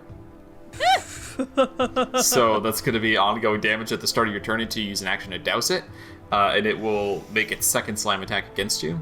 Hold up. 19. Okay. Are those two separate instances of damage? It's one instance of damage. Okay, so total of 26. I need a Correct. DC You need a 13. Okay. And yeah, roll natural 13. Sweet. Okay. Second attack. First, the first one. Actually, I will absorb elements, the fire damage. Cool. Might as well. That'll have it down to 3. Yeah. And it also means I rolled a 25 on this hit, so the Yep. fire damage from this is going to be reduced. Halved. Yep. So we've got. I think I did that math right. Oh yeah, 15 points of bludgeoning damage. Whew. And 8 halved to 4 fire. Okay. How you looking? I'm at 25. Oy. Concentration. That was 2 really good rolls. Yeah. 17 plus. Also, it's a badass monster. So Okay. I didn't realize how hard they'd be hitting. I'm good. I'm good. okay, cool. And that is the Kumbaru's entire turn. Water Elemental, see if he gets his recharge for Whelm back. Oh. Yeah, he actually gets Whelm back on a 4 through 6. Jesus. That's because it's not that good. But it is his thing. So he is going to move into your space and need you to make a strength save throw, please. Which I can Kyana. use wisdom for, so. You can, and you have advantage now that you're raging. Yes. But the good. Water Elemental doesn't know Whoa, that, so. Okay, so that's You know. that's my Water. There's a watermelon. 9. The Watermelon doesn't know? The watermelon. Okay, one of these fully rolled into my dice pile, but the other one was at 21 anyway. Oh, they're both 21. That's nice. Oh, how convenient. Sweet. So you do not take any damage, you're not grappled, but you are pushed back into melee with the Kumburu. Oh, As the Whelm, just when you succeed, it forces you backwards so that you aren't sucked into the whirlpool. yeah, that would be bad, I think. Enoch is going to land. 5, 10, Come on, 15, Enoch. 20, Oh yeah, he was just 25, Matrix bullet timing this whole episode. 30. Exactly. He will dash and make it all the way to the plant. He doesn't have an action to pick it up, though. I am there! How is it going back there? We got it! It's good! Yeah. Oh, all good. All good. Excellent strategy. You get the sense Enoch probably wouldn't have fared very well in this Yeah. punch fight. Although you could have gotten there a lot faster than Enoch could, so true, who knows. Anyway, true. Kyana, it's your turn. I can't help but notice that I've been pushed into flanking this Kumburo. Yeah. You gotta move over Alrighty. 5 feet, but you're good. There's nothing that can happen to you from doing that, so. All right. Then, yeah, let's just nudge a little bit. And, You just kind of, spin over yeah. and... I'm just going to assume Oh, this the thing other is way. probably also magic resistant. So There while you I'm go. enjoying this long sword, I'm going to punch it. Or not magic Yeah. resistance, the other thing. Resistance to everything but magic. Whatever. That's a great insight. First attack. What is happening? Oh, okay, yeah, 18 to hit. Does that? I don't actually. An 18 does hit. Good. Okay. D6 plus 7 because of the rage. So that's 9 force damage on the Kumbura. Second attack. Wow. Okay. That is only a 15. That will hit. Oh, good. Okay. Low AC. Okay, interesting. D6 plus 7. That's another 9 points of force damage. I guess I don't know how rough it's looking. And I am going to... I'm sorry. Finbar, have you hit the Kumburu with you haven't hit it with an attack because you Nope. tried to grapple it, right? Yep. Cool. So, can you make a dex save for me? Sure. 2 dex saves, please. Okay. Kyana. Oh, me? Yep. 2 dex saves, yes. Explosive reactivity. A creature that hits the Kumburu with an attack while within 15 feet of it must make a dexterity saving throw. Do I have... I don't have advantage on these or anything. You do but- not have advantage on these. All right. It's just a plus 7. I know it's impossible to tell because you've got advantage on half of them, and well- you substitute different number for each of them. Well, that first one was a 24, and the That'll second succeed. one is an 18. That'll both succeed. You take no damage because of evasion. Kyana fucking badass. Just dodging. Every time you punch, there's a gout of flame that erupts, and instead you're just bobbing and weaving under and around them. That's your Fantastic. action. Any That's bonus my action? I think just for the sake of not taking too much damage, I'm going to bonus action dodge. You are being flanked, so that's not a bad idea. Yeah. And Finbar, that brings us to you. How are they looking? In terms of... Buru only just started getting hit. Okay. The water elemental is about half. Alright. I'm gonna turn to Kyana. Let's one at a time. Yep.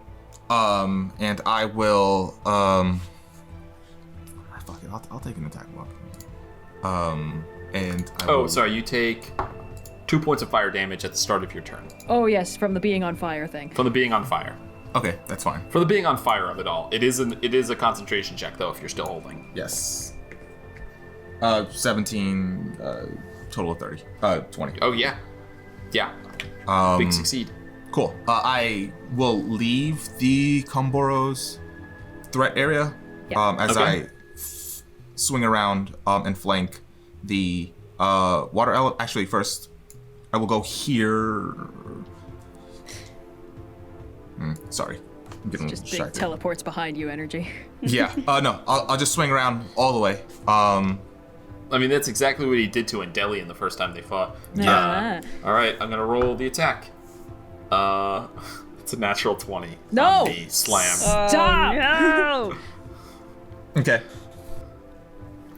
How many hit points do you have left, Finbar? This is going to I'm hurt. at 25. How many hit I points think do you minimum's have gonna left take that you this is down. gonna hurt? Bro! This is 16, 17, 18, 19. Yeah. Really? It's not enough to kill you, but boom. The Kumburu smacks fire and bludgeoning, just knocks you down as you run past Kyana. Wait, how... Okay, how, so that means he doesn't get that far. He's right next to me. Correct. Wait, When he moves- how much fire? It would have been, even if I were to... Absorb elements? Here, I'll do the math for you real quick. So Yeah, it's 16, 17, 18, 19 plus 12, 19 plus 15, so 34. 34 points of bludgeoning damage. And then the fire is 12 plus 10, so... Oh, it's the bludgeoning would have taken me out. Yeah, regardless. exactly. Yeah, bludgeoning takes you out all by itself. Sorry, dude. Anything but a crit. I don't know, I'm so Literally sorry. Anything anything but a would crit. have done it.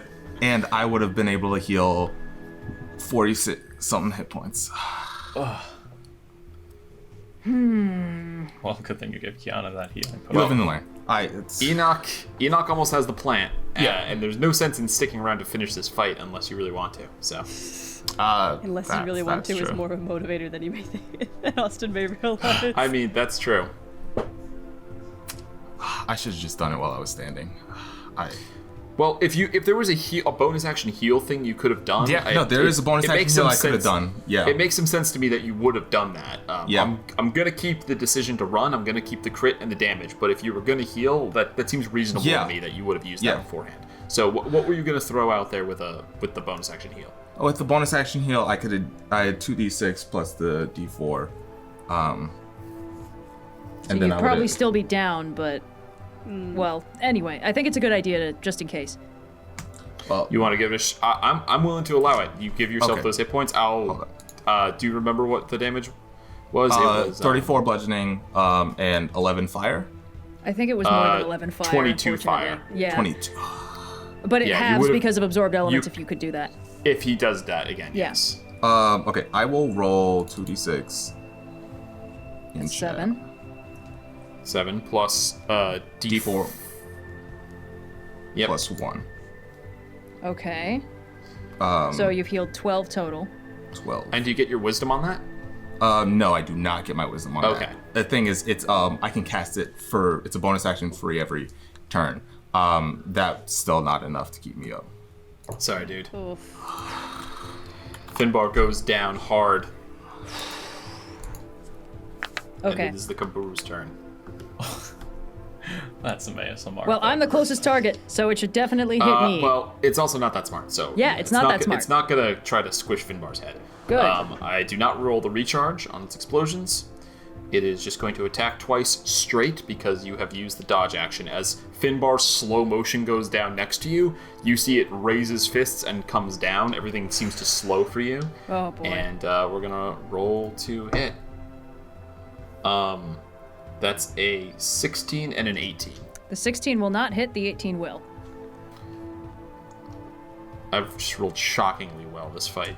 Come on, man. Sorry. Also, they're tough creatures. Okay. You take 12 points of bludgeoning, which is half to 6. And you are going to take the fire straight. But I rolled 2 and a 1, so 3 points of fire damage. Awesome. And you do catch on fire. Okay. Finbar's on fire. That is true, yes. I'm also on fire. Which is going to be a failed death save every round that he's on fire. Oh. Unless I get him up on my next turn, which happens before his. Unless you get him up on your next turn, which happens before his. Yes. Okay. Hey, Kyana. Hey, Finbar. How was Limbo? Cool. Relax Water now. Elemental's turn. Yep. Water Elemental's Water turn. Elemental's going to attack twice straight. 14 and 17. Does 17 hit? Neither hits. Damn. My AC Okay. is 18. Damn. All right. Yeah. The sense that you need to make this work comes to you, and you go past 2 curtains of water that should knock you into the Kamburu, but don't. Enoch's turn comes up. He's going to use his action. He gets the plant. Good. And then he's just going to make his way back 5, 10, 15, 20, 25, 30. He needs enough space to clear the jump. Kyana, your turn. What is it to feed a potion to Finbar? It's an action. That's an action? Okay. Yep. Do I want to move him out of combat? Well, then I take 2 attacks of opportunity, and I might go down No, if they roll if you really well. get me back up, I'll be Yeah, so I'm just going to use my action to just real quick, like... Also, real quick, you do take Oh, 1 yeah. point of fire damage from being on fire. Okay, cool. Yeah, I'm just going to use my action to real quick feed that health potion to Finbar, so I'll cross that out of my Okay, inventory. 2d4 plus 2. Roger that. Okay, D4. It's 2, second D4. Oh, come on. It's 4, so that's 8 total. Okay. That's good, because that's high enough. That means that on his next turn, on the fire damage, he can't go down. Oh, for crying out loud. Because it's a d6. Bro.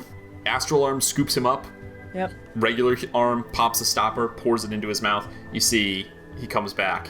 You still have a Good. bonus action as well. I do, yes. I can't bonus action attack because I didn't attack initially. Correct. So I'm just going to bonus action dodge, and my rage maintains because I took damage this round. Even if I Yes. didn't attack, taking damage from Correct. the being on fire, hey, it's a tactically advantageous move to stay on fire. This is great. I'm learning so much. Fantastic. Finbar, you're up. You take Yep. 4 points of fire damage. Cool. Could have been worse, could have been better. And what would you like to do? Please heal. So I'm disengage. sort of on the ground, and I stand back up. I'm like, I gotta stop doing this. Yeah. All right. 2 fists on the ground. I pop up. Stars all over me. I can perform as a chalice. Badass. Put my hand to my chest as I action pump a 4th level heal into myself. It's like, Thank you. all right, That's Finbar, awesome. You gotta stop Go ahead and playing roll around. your healing. Also roll me a d20 real quick. Oh yeah, maybe Yes, we're gonna I know, find out what that that's- does. This is the thing that I was afraid of. 13. Okay, you're fine. Okay. Wait, what's your wisdom score? 19. You have a 19 wisdom? Yeah. You told me that earlier in the episode. I completely forgot. Jesus Christ. Yeah, okay. We're the wise boys. You have to Wise roll guys. over your wisdom score, so the chances are This pretty low. episode, wise guys. Wow, if I was a versus the spellcaster, this would be great. Exterminators. Okay. Danny's upset. Danny wishes she was here. Rolling spell. Okay, these, this- these rolls. You think I'm upset This is after how that my combat went for me and biggest- Virla? We were in and out, baby. That was surgical. Yeah. On that is a a fail, it's a well-oiled wild machine. magic surge. Whoa. 24 plus D. How's Finbar doing?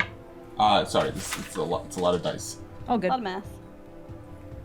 It's another 5 You resolve that D4. because it's the Kamburu's turn next. Good lord, friends, I beg of you, get out of there. 5, which does not recharge the volatile blast. It's a recharge of 6. 38 hit points. 38 Jesus hit points. Christ. Heck yeah. That's nearly as much as I have right now. Nice. Kamburu's gonna attack you twice. Still dodging. Cocked. That's a 17 to hit and Just a 21 misses. to hit. That one will hit. I'll take it. Double ones on the bludgeoning damage. 5 bludgeoning damage, half to 2. Womp womp. And How much fire? 3 fire damage. Oh, shucks. He shouldn't have. For anyone out there who thinks that this is me taking it easy on them after a bad thing, Yeah, I literally just rolled the shittiest dice I've ever rolled. 1, 1, 1, 2. Oh, boo-hoo. It happened for real. Anyway, Okay. even the hit that lands, you effortlessly, like, kind of pirouette, take some of the blow, and step out of the way, so it's not nearly as critical as it should have been. A subcritical roll, you could say. The water elemental is going to do his 2 attacks. I think these might both be hits, actually. He rolls they both with over plus 18? 7. Yeah, he's got both are over 20. Dang. So 17 have to 8 bludgeoning damage, Ooh. Ouch. and 16 have to 8 bludgeoning damage. Boy, it's a good thing I raged. Yeah, I mean, yes. All right. These, even as the Kabroom misses, you feel the water elemental 2 fists come in, and you've done a lot of dodging this fight.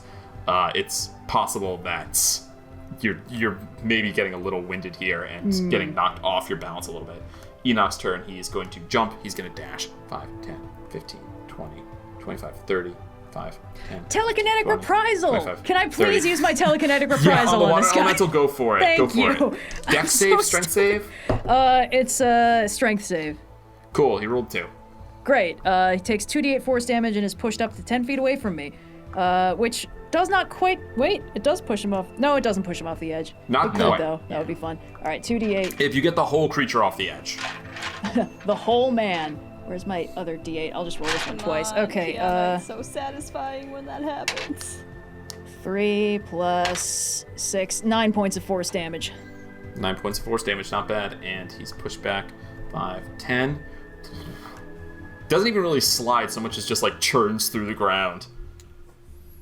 And that brings us to you, Kyana. What would you like to do? Enoch is going to make it out on the end of his turn. What's up is that you have Finbar, and then both elementals are going to go before he escapes. Yeah. Okay, so we need to cover his escape, and then presumably we'll be able to... If you can make it one more round, then you can escape out. Okay.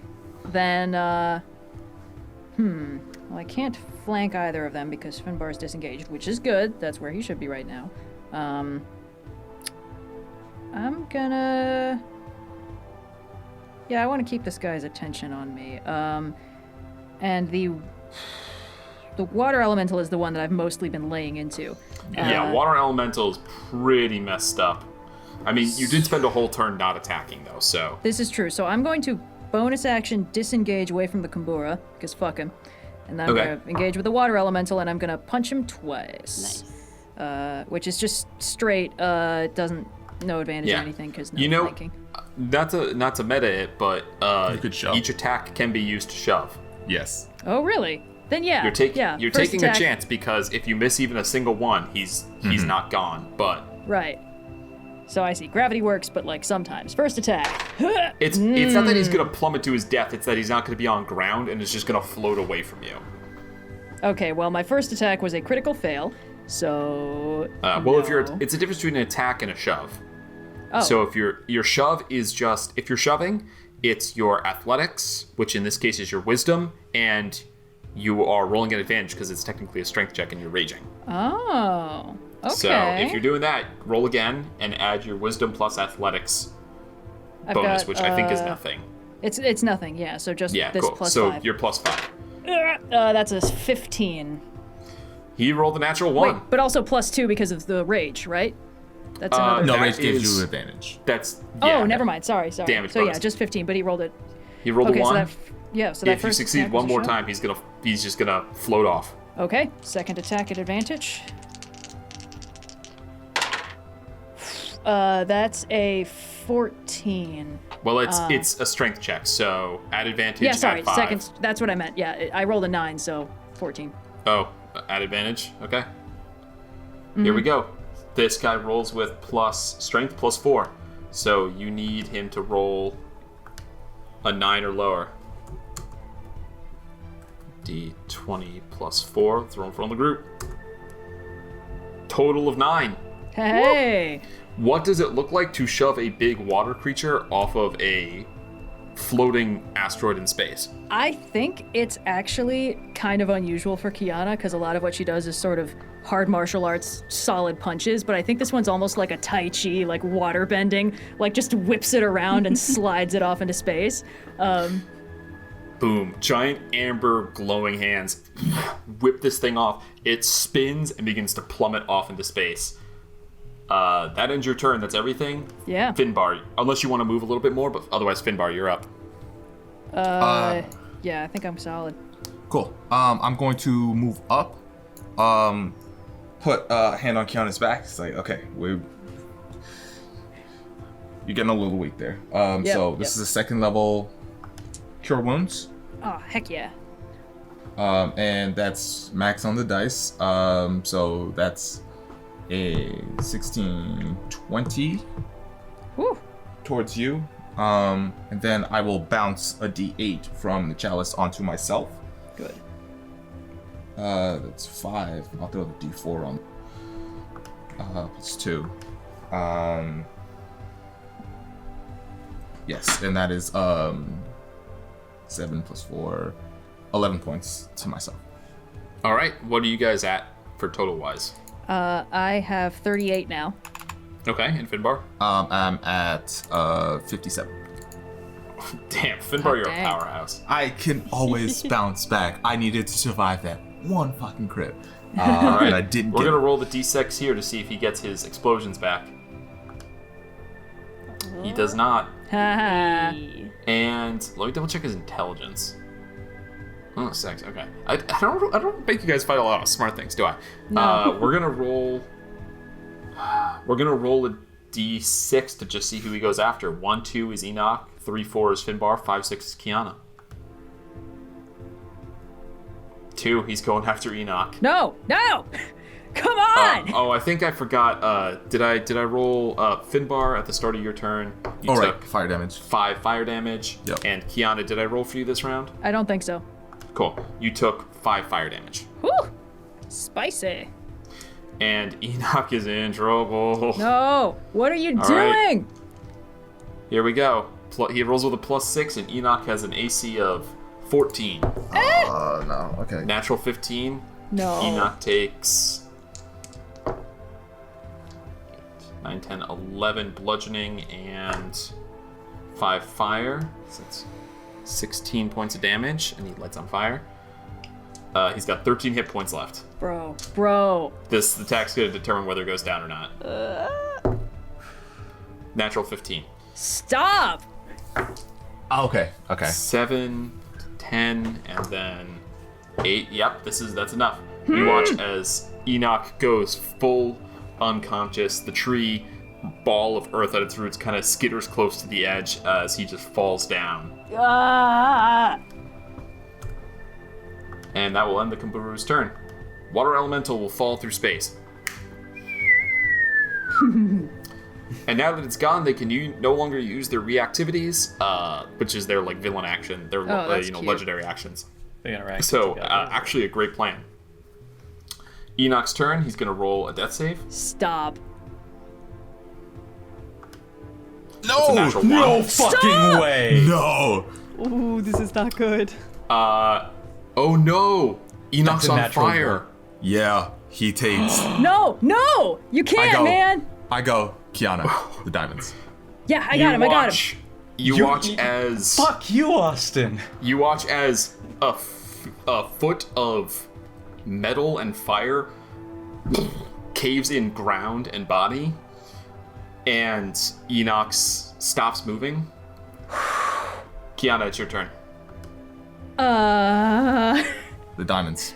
I got the diamonds. I'm gonna slap the diamonds into Finbar's hands and sprint for Enoch. Interaction. Go for it. What? Oh, free interaction. Great. Okay. Then I'm yeah. gonna sprint for Enoch, scoop him up, Okay. and I think we're getting the fuck out of here. Does that sound good, Finbar? Yeah. Okay, then I would like to make myself some footholds to float my way up off, or to climb us up away from this island as I run my with God. Enoch in my arms. I will also say, go ahead. You've got enough reach. Your one astral arm scoops up the tree. Yes, I'm also going to get the tree that Regular we arms came pick for. him up. Go ahead and just make a wisdom check for me to see if in the chaos of all of this, you can manifest your focus strongly enough to create a footpath off of here. Well, let's see. Might not work. If For not, one, I'll you just... Yeah. Let me double check the DC. Well, I got a... let's see, wisdom check. Yep, +5. +5. That's a 17 total. 10 for tiny. 17 is enough for you to create a foothold. If it had been under 15, you wouldn't have had enough to create a foothold. It would have just been like moats. Awesome. You create a foothold and move. And it's not big. I'll say it's not big enough for the Kamburu to follow, but also because you can permanently create steps here. Yeah. Finbar's going to be able to follow you even if you use your full movement. Good. And get away Then, from yeah, him. we're going to do that. I'm going to grab Enoch, get him back closer to Finbar the way we came, and then get us out of range of the Kambura so that Finbar can... I'm assuming we're kind of getting out of minimap into theater of the mind here. There is the What? small issue of the attack of opportunity from running away from the Kamburu. Well, hold on. Okay, so my movement... I guess my action is scooping up Enoch. So I'd have to use my bonus action to dash, You could use your bonus. You could use your bonus action to. disengage. It's a and I'll have disengage. less movement. attack. It's okay, DM. It's up to you. If I use my bonus action to disengage, is that enough movement to get us out of this combat? 5, 10, 15, 20, 25, 30, 35, 40, 45. Yeah, if you run at an angle, yes, it is. Yeah, Then you could then use your we're bonus gonna do action to that, yeah. disengage. Okay? Yeah, and then let Finbar follow us on his turn, and then Yep. Oh my goodness. All right. Yeah. You run off the creature, which is bound to this elemental locus. It's an elemental being, and to move off into the chaos would destroy it. Just charges up to the edge. Finbar does go before it, so Finbar, I assume you follow. Yes. You follow. This thing lets off a shriek that sounds like metal being torn apart. And Finbar, in your head, 1 1,000, 2 1,000, 3 1,000, 4 1,000. Kyana and you are plenty fast enough to get clear of the rock. And Kyana, you can form a platform if you'd like yeah. to place Enoch upon. How many diamonds are required, Finbar? 300 gold is worth. 300 gold? Hey, we'll have some left over. You Thank you, Hira. sprinkle diamonds, some of them fine, like little grains of sand, some of them getting, as large, almost the size of a pea. Sprinkle them across Enoch's chest. What does a rite of resurrection performed by Finbar look like? Now, normally, I don't ask the universe for this much power. I don't particularly need it. But a friend's a friend. It'd be irresponsible not to. So he sits down. He kneels as sort of on the platform, grass starts to grow, flowers start to bloom. He offers a silent prayer to Sylvanas and says, "Just one drop of life. Thank you." And I cast Revivify. Whew. Diamonds sparkle like stars and sink into the body. Breath refills his lungs. And I'll leave it up to you, Finbar. What feature of Finbar is permanently affixed with Enoch as you place a small piece of your soul within his in order to hold his soul in the body? So he has a small tattoo with like 2 diamonds above his eye. And that's what he transfers over to Enoch. Oh, You watch the tattoo bloom like the flowers that are all around you. The breath. One eye opens. Oh, wait, one tiny detail. Technically, I do need you to roll a the wild spell. magic surgery. Yes, okay. So, What are you saying? technically, Yes, I for? heal 1 hit point I still have my stars shape up, so it's a little more than just 1 hit point. Going into him right now. Oh, so he's not going to be immediately killed again. Yeah. Good. It's Oh, that's a good point. yes. We Hey. doused him, right? He's not on fire He's not anymore, on fire right? anymore. I patted him out Yeah, while I was I picking assumed him you up. guys doused him as you ran away. I We was gonna rolled keep him a track little of bit. flames. We stopped, it's dropped, a and total. rolled him. It's a total of 12. As he Okay. comes back to life, minor Then- detail, but like sort of starlight sort of falls on him, etc. Yeah, it goes a long way towards repairing some of the burns that are on his body. Oh my god. And I need you to roll a d20. We're looking to see if you get a 20. Your Rockma's never inviting Come me on. back. No. He's gonna like Okay. your personal There's no butler wild after magic this, surge. at this point. He's like so in debt to us now. Well, that's the Austin has to figure out what a get Zerai this are you- indebted to someone does, because they're pretty lawful. He probably owes you something. He owes you a great deal. But for the moment, he opens eyes, breath fills his lungs. He looks at the two of you. He says, "I fear that maybe my debt is becoming too high for me to repay." It's fine. Just don't do that again, please. And here, I survived a red dragon. To be taken out by a bit of metal and fire. Danny's Okay. not even there. Just starts coughing. Water places only from now on. Nice, calm. Wait, hold on. No, We yeah. got- You know, we got one I'll more take- fireplace to go, but it's We do. alright. Enoch's fine. Enoch is gonna stay home and Yeah. sleep. Yeah. Let's get him there.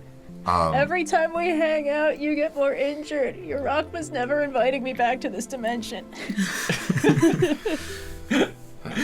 We're forfeiting the tuning. Perhaps I Give should it be back. training wherever you've been training. You handled yourself quite well. Oh, the Great Gymnasium is so fun. Reese says hi, by the way. Imagine All the if you had to rage go is back- gone. Kiana's just Imagine if you had really to go back to emotionally- Reese. Hey. Hey, Perhaps thanks I'll for take a sending me to your sabbatical and friend. go visit. Oh my goodness. We pan out. You guys safe. Cut back to Mechanus. Allie. You guys. I'm just turning into staff in spiders and hand. dragonflies and shit. Yes. Purely, you test out the new abilities of the staff. It's very dope and awesome. Oh yes, the tree that you retrieved, by the way, the warp bonsai, does not survive well outside of Limbo. But if you plant it somewhere, remove a branch, take the branch with you, and then snap the branch, it is like casting teleport located on the tree. There's a nigh impossible odd that this does not consume the tree. The tree does not want to live outside of Limbo. So doing this will almost certainly destroy it. There's a chance that you could use it again in the future, that it won't be destroyed. But what happens is it's like a casting teleport. It'll teleport you and the holder, and I think up to 8 willing creatures back to wherever the tree is.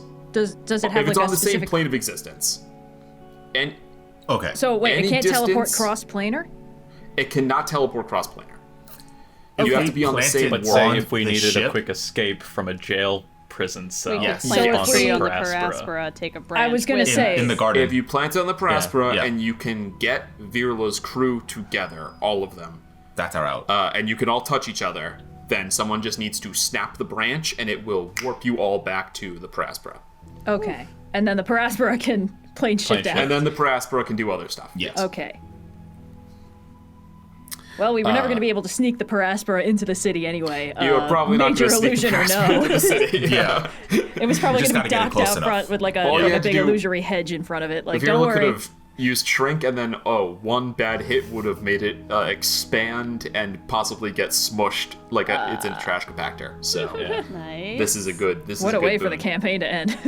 But- Whoopsies. And they're You're dead. like, you're Yeah. just all Hey. killed by the Paraspora. First Yeah. character death, you And guys. they're dead. Hey, Anyway, That's the crew.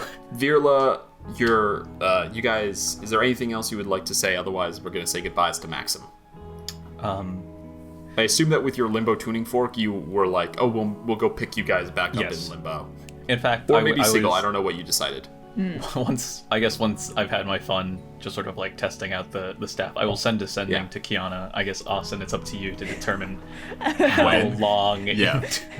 When that hits. This is we're assuming that they've been at the monastery now for probably like over a day.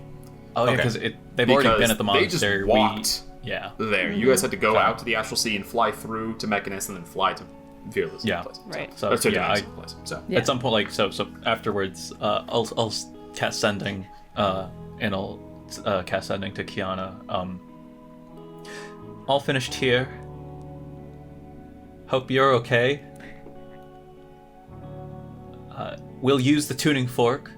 Say hi to Enoch for us. The response you get is, "You're so lucky he's alive, or that would have been really sad. He's fine, I promise. We need more diamonds, though. See you soon." How are they doing, Virla? Okay. Sorry for the quick exits, Maxim, but I think they avoided some sort of catastrophe, but even so, we should probably be there to collect them. That doesn't sound good. No. We're gonna need more diamonds. God damn it. Anyway, thank you very much, Maxim. I will be back, if for no other reason than just to share the rest of what I had learned in this last however long I've been on this particular journey. go ahead and make an insight check for me. Oh, Oh, he's gone. He's leaving. He's like, you're too chummy. I gotta. Get out of my It's house. like when you go to I gotta Starbucks one cut too off many before I'm times. burned again.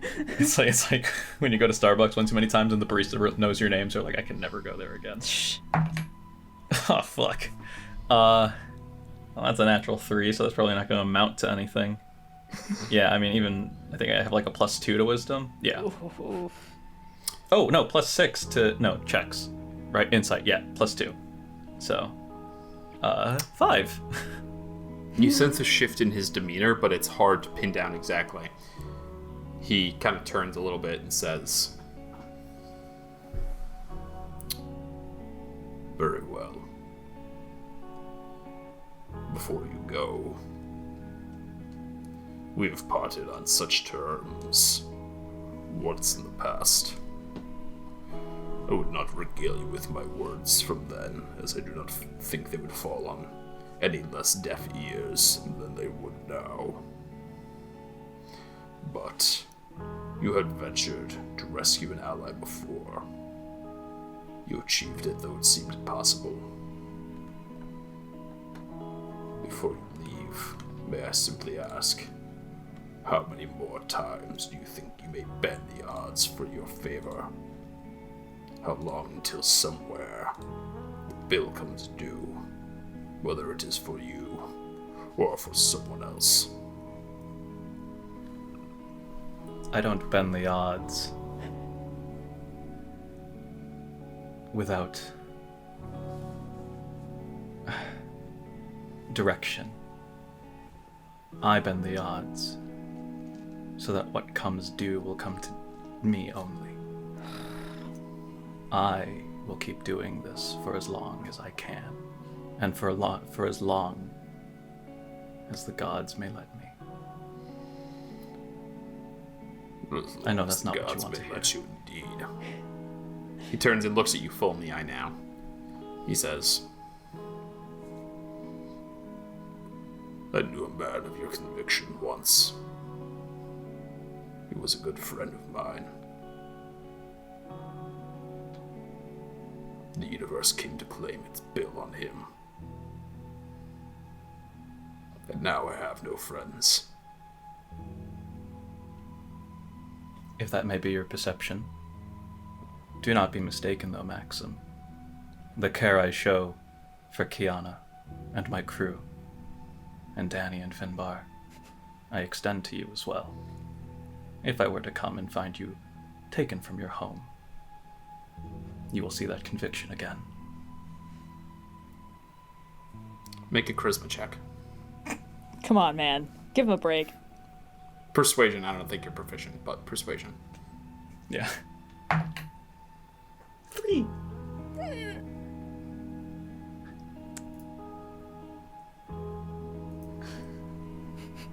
How'd you do? Oh, a 3. I got a 3. Believe it or don't. I do not take you for a fool, Virla. So do not speak like one. Should we return from your journeys, I expect that there is still much business we may conduct together. So And you're so we still shall. friends. All right, Dani, let's go. Let's go. Hi, Make sure the others I'm here haven't. too. Can Dani get a read on what that was? The tension is If Dani wants to palpable. try. 100%. That was the weirdest conversation please. Dani has ever sat through. Roll an insight check, Dani. Natural 20. Yeah! Dani's in the back, Plus just 3. twirling her guns, and then she's like, wait, what? You watch this all go down. How close? I assume Dani's giving it like a little space. Yeah, she probably was standing over towards the table with the clock Just is, sliding up like, directly shuffling behind some Virla, gears just like around stop. on the table and like realigning things, just like puts in with anything she can reach. If there was equivalent, like if there was a table with chips on it, she'd be sitting in the back of the room munching on some chips. But You watch this go back and forth, tense and somewhat disguised dialogue, but I think maybe it's your time at the heap having guarded relationships, but you watch someone who was beginning to become friends with Virla, watch him for a multiple time, like again, throw himself into what is certain death. And Maxim, you understand his deep conviction in the balance of the universe and the inevitability that everything is somewhat futile. Right? That good and evil and law and chaos are never going to win. It's just going to be this back and forth for all eternity, and everything you do in the face of that is going to wind up being effort that hurts you in the end. You watch as Virla recommits himself to the opposite of that notion, that things can't change, and to prevent going through the pain he's gone through in the past, he reaffirms the business relationship of himself and Virla. And the relationship that was becoming far more casual, to the point where he kind of was taking payment for the staff as like, yeah, tell me what you did and like how it worked, but was very casual about it and was not the first time you met him, he was like, I'll give you this for this. It was very transactional. That his movement away from that you think has been has faltered, and he's moved back into this is transactional because I can't risk being hurt by this again. That's fair. I'm just saying, Austin, it's gonna take a couple of trips back to Maxim for Virla to catch on to that. Probably. Dani, Oh, we'll see how long Maxim can keep that up. Dani just watches. Does Dani say anything? Bunch of fucking idiots, and keep munching on a chip in the background. Virla's There's a on his way tense up. departure. You guys leave, return to your ship. A party not too long ago forced to be split up. Now willingly split themselves, face great dangers and challenges in order to gain something more, and come out with bumps and scrapes, but overall successful. Virla, the staff, Kyana, advice, and a way to escape from whatever dungeon or prison Virla's crew is held in. You guys plane shift to Limbo? Is that what's happening? Yeah, we're just gonna. You guys plane shift to Limbo. The sites that I've already described are taken in, the vast citadel, Oh the my changing God, I hate space. Aspera is kind of like buffeted back and forth, but the space around the citadel is firm enough. The sphere of influence expands far enough to kind of keep the ship from just getting like, from from getting just like toasted by fireballs and stuff like that. It's pretty fireproof. I make sure of that. Kyana, Finbar, you see them come out, Virla staff in hand, and as you walk past the guard ready to go, you see Enoch, small parcel cinched around, like in a satchel-like way, kind of cinched under his arm, follows you guys out. Oh, yeah? Are you coming? Hello, Enoch. It's so good to see you again. Virla, he gives you a bow. He's got a new tattoo over his eye that completely matches Finbar's. Oh. It got a little rough out there. Nice thing. Fine, it's cool. Oh my goodness. Is this the reason why you are joining us, Enoch? You are no more indebted to us than you were before. I'm sad to say that I am. I have sought wisdom from my betters here and spoken with the members of my Rakma, and they believe it would be wise for me to journey with you and aid you in what way I can.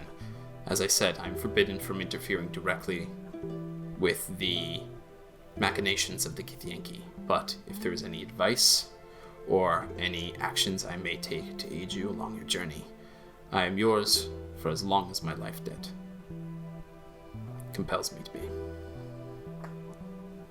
I It's just assume like- we've been trying to dissuade him from, or at least I've been trying to No, dissuade. he didn't tell you anything about this shit. Oh, You guys were okay, gonna go good. and he just followed you out. Oh, Uh, okay. If you feel compelled to do so, I will not try and convince you otherwise. However, I personally will have no issue with you staying on the ship for whatever events transpire. I think he's gonna have to, because we're gonna be doing Yankee stuff, so he can't anyway. He's gonna have to be on the ship where it's safe. Everything's fine. My hands are tied. Kyana Enoch, says my so. It must be man. so then. He's gonna get a little better. He's gonna level up a little bit from this. I mean, he's Oh, not a that's level good. character, but he's gonna get a little better. Yeah. Well. Okay. He smiles. You will hardly notice I'm here. We should have. I know he wouldn't have done it. We should have asked Maxim to come along. I feel like it would have been fun. I turn to Dani when I say that. Man, you are so bad at reading social situations, aren't you? Just the little jaw drop at Dani saying that. Like, how bad did it have to charismas in be? the party. It's a low bar to clear, That's but I'm true. clearing it. That's true. I'll put up another seat at the table. I hope you're hungry. Oh my goodness. Well, Can we swing by Sigil and buy more diamonds? famished. I just feel like that would be a good idea. Yeah. We're gonna need a little more diamonds. Yes. Also, I But- gotta go plant the tree. Yes. Ooh, You yes. do. And The also, tree. You go and plant the tree. Yeah. Danny had one thing that she wanted to do this episode that I can't remember to the life of me if we did it at the end of last session or not, but I do have the arrow of dragon slaying that I was hoping to turn Oh, into a right. bullet of dragon Yeah. slaying. I don't know if I could maybe be doing that while we're traveling. Oh, before we leave, I would like to surreptitiously will some just really sparkly goop into the vial that Dani gave me, like behind my back, Oh, and then be like, that I collected reminds some me. goop. Oh, thanks. That reminds me. This isn't goop, fine. Dani, but I do have non-magic healing potions. It's this weird dull gray color. This is Wooder. It's just gray? water. It's gray. Yeah, what do you think water in the city of Brass looks like? Ooh. Is it actually water? I don't know. It's not magic potion. I I am don't know, do you new. drink it? Toa frog. Just I might- tastes I really might- bad. No, if I might anybody try it. tries to drink it, I stop them. I put my hand over it. I'm like, no, no. It's not even like anti-magic though. It's just it's completely mundane. If anything, Don't it'll want to just know. it'll be a okay. I want to drink I don't it. know much about potion brewing, but I feel like it's not usually made of like good, healthy things to eat in isolation. If I see Finbar making any motion to put a hand over the bottle, Danny's just gonna chug it. Are we rolling initiative for this? No. No, no. Danny, you chug it. It tastes, Finbar, you go to grab it. Danny, it tastes like, cilantro. How do you guys? Fearless trying to make sense of the rock that turns into water, that turns into fire, that turns into air. This makes no sense to him. Ooh, You get a while little we're still in limbo, indigestion. I'm gonna blow Virla's mind by making stuff. No, Like- no. Your Check dragon, this out. everything No. you make your dragon is fascinated by, just Yeah. like chases it around. It's just like a You little can't just make statue things of out of Virla nothing. Everything has with to the come hat. from somewhere. Yeah, no. it comes from somewhere. It comes from Limbo. It's No. chaos. That's not You how hear, this you hear works. Emmy ask, Look, this one's made of gold. so does this mean I'm not the newest one on the ship anymore? You still hold that, Emmy. Enoch is an old friend of ours. Don't you This worry. one's Maxim. He's making an angry face because he's pretending we're not friends with him. Yeah, Dani's just endlessly generating gears and cogs constantly from everywhere. Can she though? Make them wisdom Dani, checks, your girl. wisdom. What's your wisdom? 9. Wisdom. Dan, your wisdom is so atrocious. You struggle to make anything happen here. Can I try? It's like Viral's that. wisdom is +2. It's like that Breath Yeah. of the Wild glitch where, like, if you move the Guardian Hold on. to the let right me area see. of the map, it just What's your endlessly sphere of spawns influence? gears and How much like. space can you affect? A 9, you can affect stuff within a 5-foot radius, Dani, and you need to succeed on a 15 check to do it. So it's technically possible, but it's very difficult. It's a natural 1. Kyana, -1, so try? 0. Dani, it just blows up in your face. Kyana, by the way, you can affect stuff within 20 feet of you. Ooh. Dang. Virla gets a second hat that just sort of drifts on top of his first Yeah. hat. Amazing. And then Dani gets a matching this hat. place sucks. Do you got everything we need? Yeah, I'm gonna show think we do. Enoch to the cockpit, and I'll take a seat. I'm like, I'll get. Oh, you know what? I plane shifted here. We're gonna have to find the portal Yeah. out of Limbo. I'll roll. kidding me. I'll roll a survival check, and I'll find the You nearest. guys could just hang out in Yeah. the safe space that is the monastery. yes. If Until you guys are willing to recharges. put up with me just that too. flagrantly abusing my powers to just generate. What can Virla do? Virla enormous doesn't understand pile. it, but he wants to try to understand it. Yeah, it's wisdom checks to generate stuff. So, Yeah, Cool. that's good. Dirty 20. There we Dirty go. 20. what's your wisdom score, by the way? 14. 14. So you can affect stuff within 10 feet of you. Awesome. And a dirty 20 is enough to generate a, let's see, a large, no, a medium-sized object, so something the size of you. Virla, I have a can generate. suggestion. Yeah, what's up? Punchbot. What does he have to roll to make it not just Emerson, like a statue? You say that? I was gonna do Yeah. I was gonna do the people that were kidnapped, just being like, FYI, this is who we're looking for, and he just might stare at it kind of sadly. An illusion could have been made, but instead you summon real versions of them yeah. into space. How long is it going to stand there haunting him? How long are you guys hanging out? Until he walks away. I can't. Yeah, I was like, I can't take it out. Oh no. Oh jeez. No, you I can mean, you affect could it break again. it, but how by- psychologically yeah, well, damaging you would that could be? use your mind again to like banish it. Okay, But I do so. okay. Okay, it seems like there's a couple things. Finbar, you show Enoch to a place. Where are you showing him to a room, or are you showing him? I was where you gonna, have to? I was gonna drive in out of Limbo, but while they were messing around with Gotcha. the elemental chaos, but Finbar, for like one of the first time, takes the helm. People, you spend a little time. We'll hand wave this day a little bit. Yeah. Spend some time messing around. Emmy is a little bit bitter that she's like still like she's still the new person. She brings it up a little bit. Wait, you don't want to be the new person anymore? Is that what you were saying? I mean, it's like, isn't it like there's like a taboo against being the newest person, and then we'll like make fun of them and stuff like that, and like do Red pranks. shirt. Wait. Can Hazing. Emmy make stuff? Can Emmy make stuff? I'm gonna say no. Aw. Emmy Well, I'm gonna make a manifests little her version old of the self. robot that Emmy Sort of. made, Yeah. and then I'm gonna put an even smaller wizard hat on it. Well, if you wish, Emmy, you could have considered Heleven and Vice as newer. Oh, than that's you. true. Yeah, I do. I do And predict believe them me, by like almost we 24 bullied hours. and ridiculed them far more than we did you. So Yeah. Oh, good times.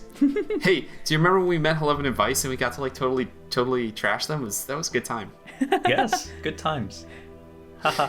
Is Emmy good in there, Virla? I believe so. Yes. Does she like her even smaller hat? What do you think, Emmy? It's a good likeness. It's a good likeness. Yes. Maybe Emmy, next at time some I'll build point- a hat. Yes. Emmy, at some point we're going to have probably a one-on-one conversation, probably just unloading everything that's happened in the last few days. I I'm was really here. just soaking in it. Well, you were here to observe and hopefully to become to gain more nuance. And I don't feel like I was the best role model. I just want to make sure. I just What want do to you sort mean? of get You've your been a great opinion. role model on how to talk to people. Actually, if we're sort of like peeling off to have our own little conversations, I would like to try and make a little model of Suvi. I realize I only sort of know what she looks like, but I'm sort of hoping, you know. You're able to generate something that looks like you without the body of you when you summon your astral form. That's not exactly what I was hoping for, because that's just arms and face.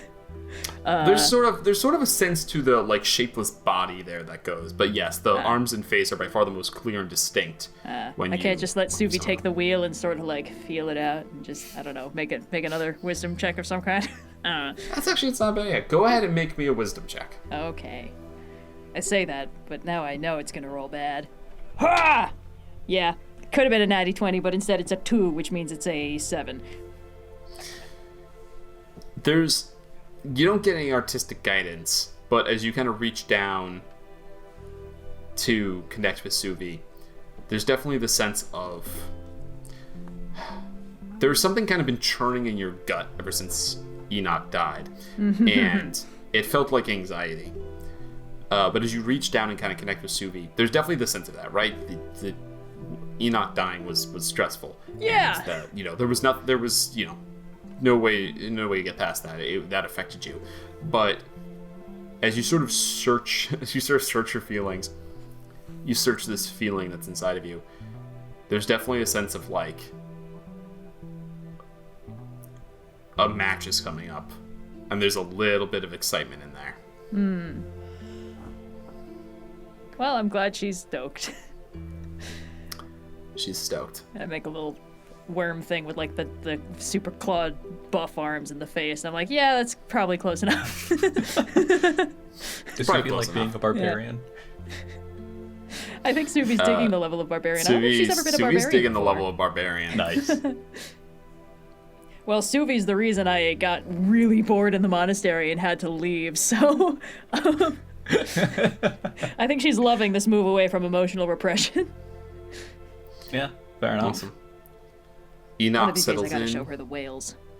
You connect down with Suvi, check in, think back of the sword that you fought with and what might be facing you in your future. Yeah. Finbar, reflect on the massive amount of magic that you just summoned, this miracle you've performed. Virla, staff in hand, your power increased as it was. Some other things missing. Dani, in the engine room, go ahead and make me a Tinker's Tools check. Okay. Natural 16 plus 12, that is 28. And I'm gonna throw a flash of genius on here, because this feels like exactly the kind of project that Dani's really been, like, getting good. So that'll bring it up to a 32. All of your checks are always amazing. We see this one to be Iron good. Man back, like, turn, turn, turn. Dani melts down. You melt down the core of the arrow into Oh, that's right. a pure magic ore, essentially, with maintaining the enchantment, which is not easy to do. Normally, destroying an object would destroy the enchantment. Obviously, it's much easier to destroy the enchantment than the object, let alone going the other way. You somehow manage to take the head, melt it down, form it, and goggles come up, tongs, you lift up the red hot, now cooling bullet of dragon slaying. Woo! Yes. And as you guys prepare to make your way back to the plane of fire to confront old enemies, that's where we're going to leave the episode. Heck yeah. I'm just spawning butterflies until we leave Limbo. Fair enough. Wow, there was so much going on there. The bullet of dragon slaying does 60-10 to dragons that are hit with it. They make a DC 17 Constitution save for half damage, but That's still a good chunk of damage. That's good. I was convinced. On one it was shot, gonna be yeah. a relatively Plus, if you put light it in your episode. Spitfire, it's going to do normal Spitfire damage. Austin, you Wait, have so to how does it stop work? critting when I take the tiniest little risk. Oh my god. Sorry, Finbar. That was the most sorry, Wally. First Finbar How it goes works is down, Dani- and then Enoch gets absolutely clobbered, and then dies Enoch. in front of me. Yep. Anything but a nat 1. Yeah, so to clarify, he was on fire, so then when he rolled his death saving throw, he already failed one, and then he rolled a natural one, which means he technically failed what the happens other at two. the start of... Well, actually, what there's at the start of your turn has, like, hierarchy. I think death save comes before everything, but the one was 2 failures, and then start of his turn is also Fire. the fire. Yeah. Oh my What goodness. a tense, That's what a goofy combat horrible. followed by a tense one. I can't wait to see how next week's I totally kind of thought goes they'd both out. be goofy. He's staying on the fucking ship this time, okay? We're not bringing him to the Yankee City. There's definitely sense to Kyana that, like, you've kind of outpaced him here. Like, there's I a sense to know. how For you've sure. grown as a fighter. Yeah, but also, like, you know, He's challenge rating 2. Yeah, he's going got a over. lot to teach me, but also I wish he would stop nearly dying about it. Or actually dying that one time. Yeah, man, this guy's got a problem, actually. It's always the mentors he's you the one who don't want to lived. lose. The rest of his original Rockbud, not so much. Oh man. Please let him take some levels. Come on, man. Like they all have like We'll the come up with a fucking good, lemming gene in them good or thing for him something. to do. He's not going to be a really good pilot, but perhaps he can help in some way. But you gotta honor, you resurrect an NPC like that. He's already given you everything because he owed you his life. He's got to give you more. So, Ooh, okay. You tell him, Chewie. We finally have someone to man the force Thank you for everyone for ballista. joining. Or the fire flamethrower. I always forget what it's Exactly. called. Oh, yeah. I actually think Enoch is going to have a good time running support and not being on the front lines. You know, I think it'll be nice and relaxing. Yeah. He can gain XP at a nice, reasonable rate. This has been fun. We'll be back He'll be next like week. Delphine, but more This has capable. been fun, guys. Let's do it again sometime. Ah, great. Yeah. Sometime.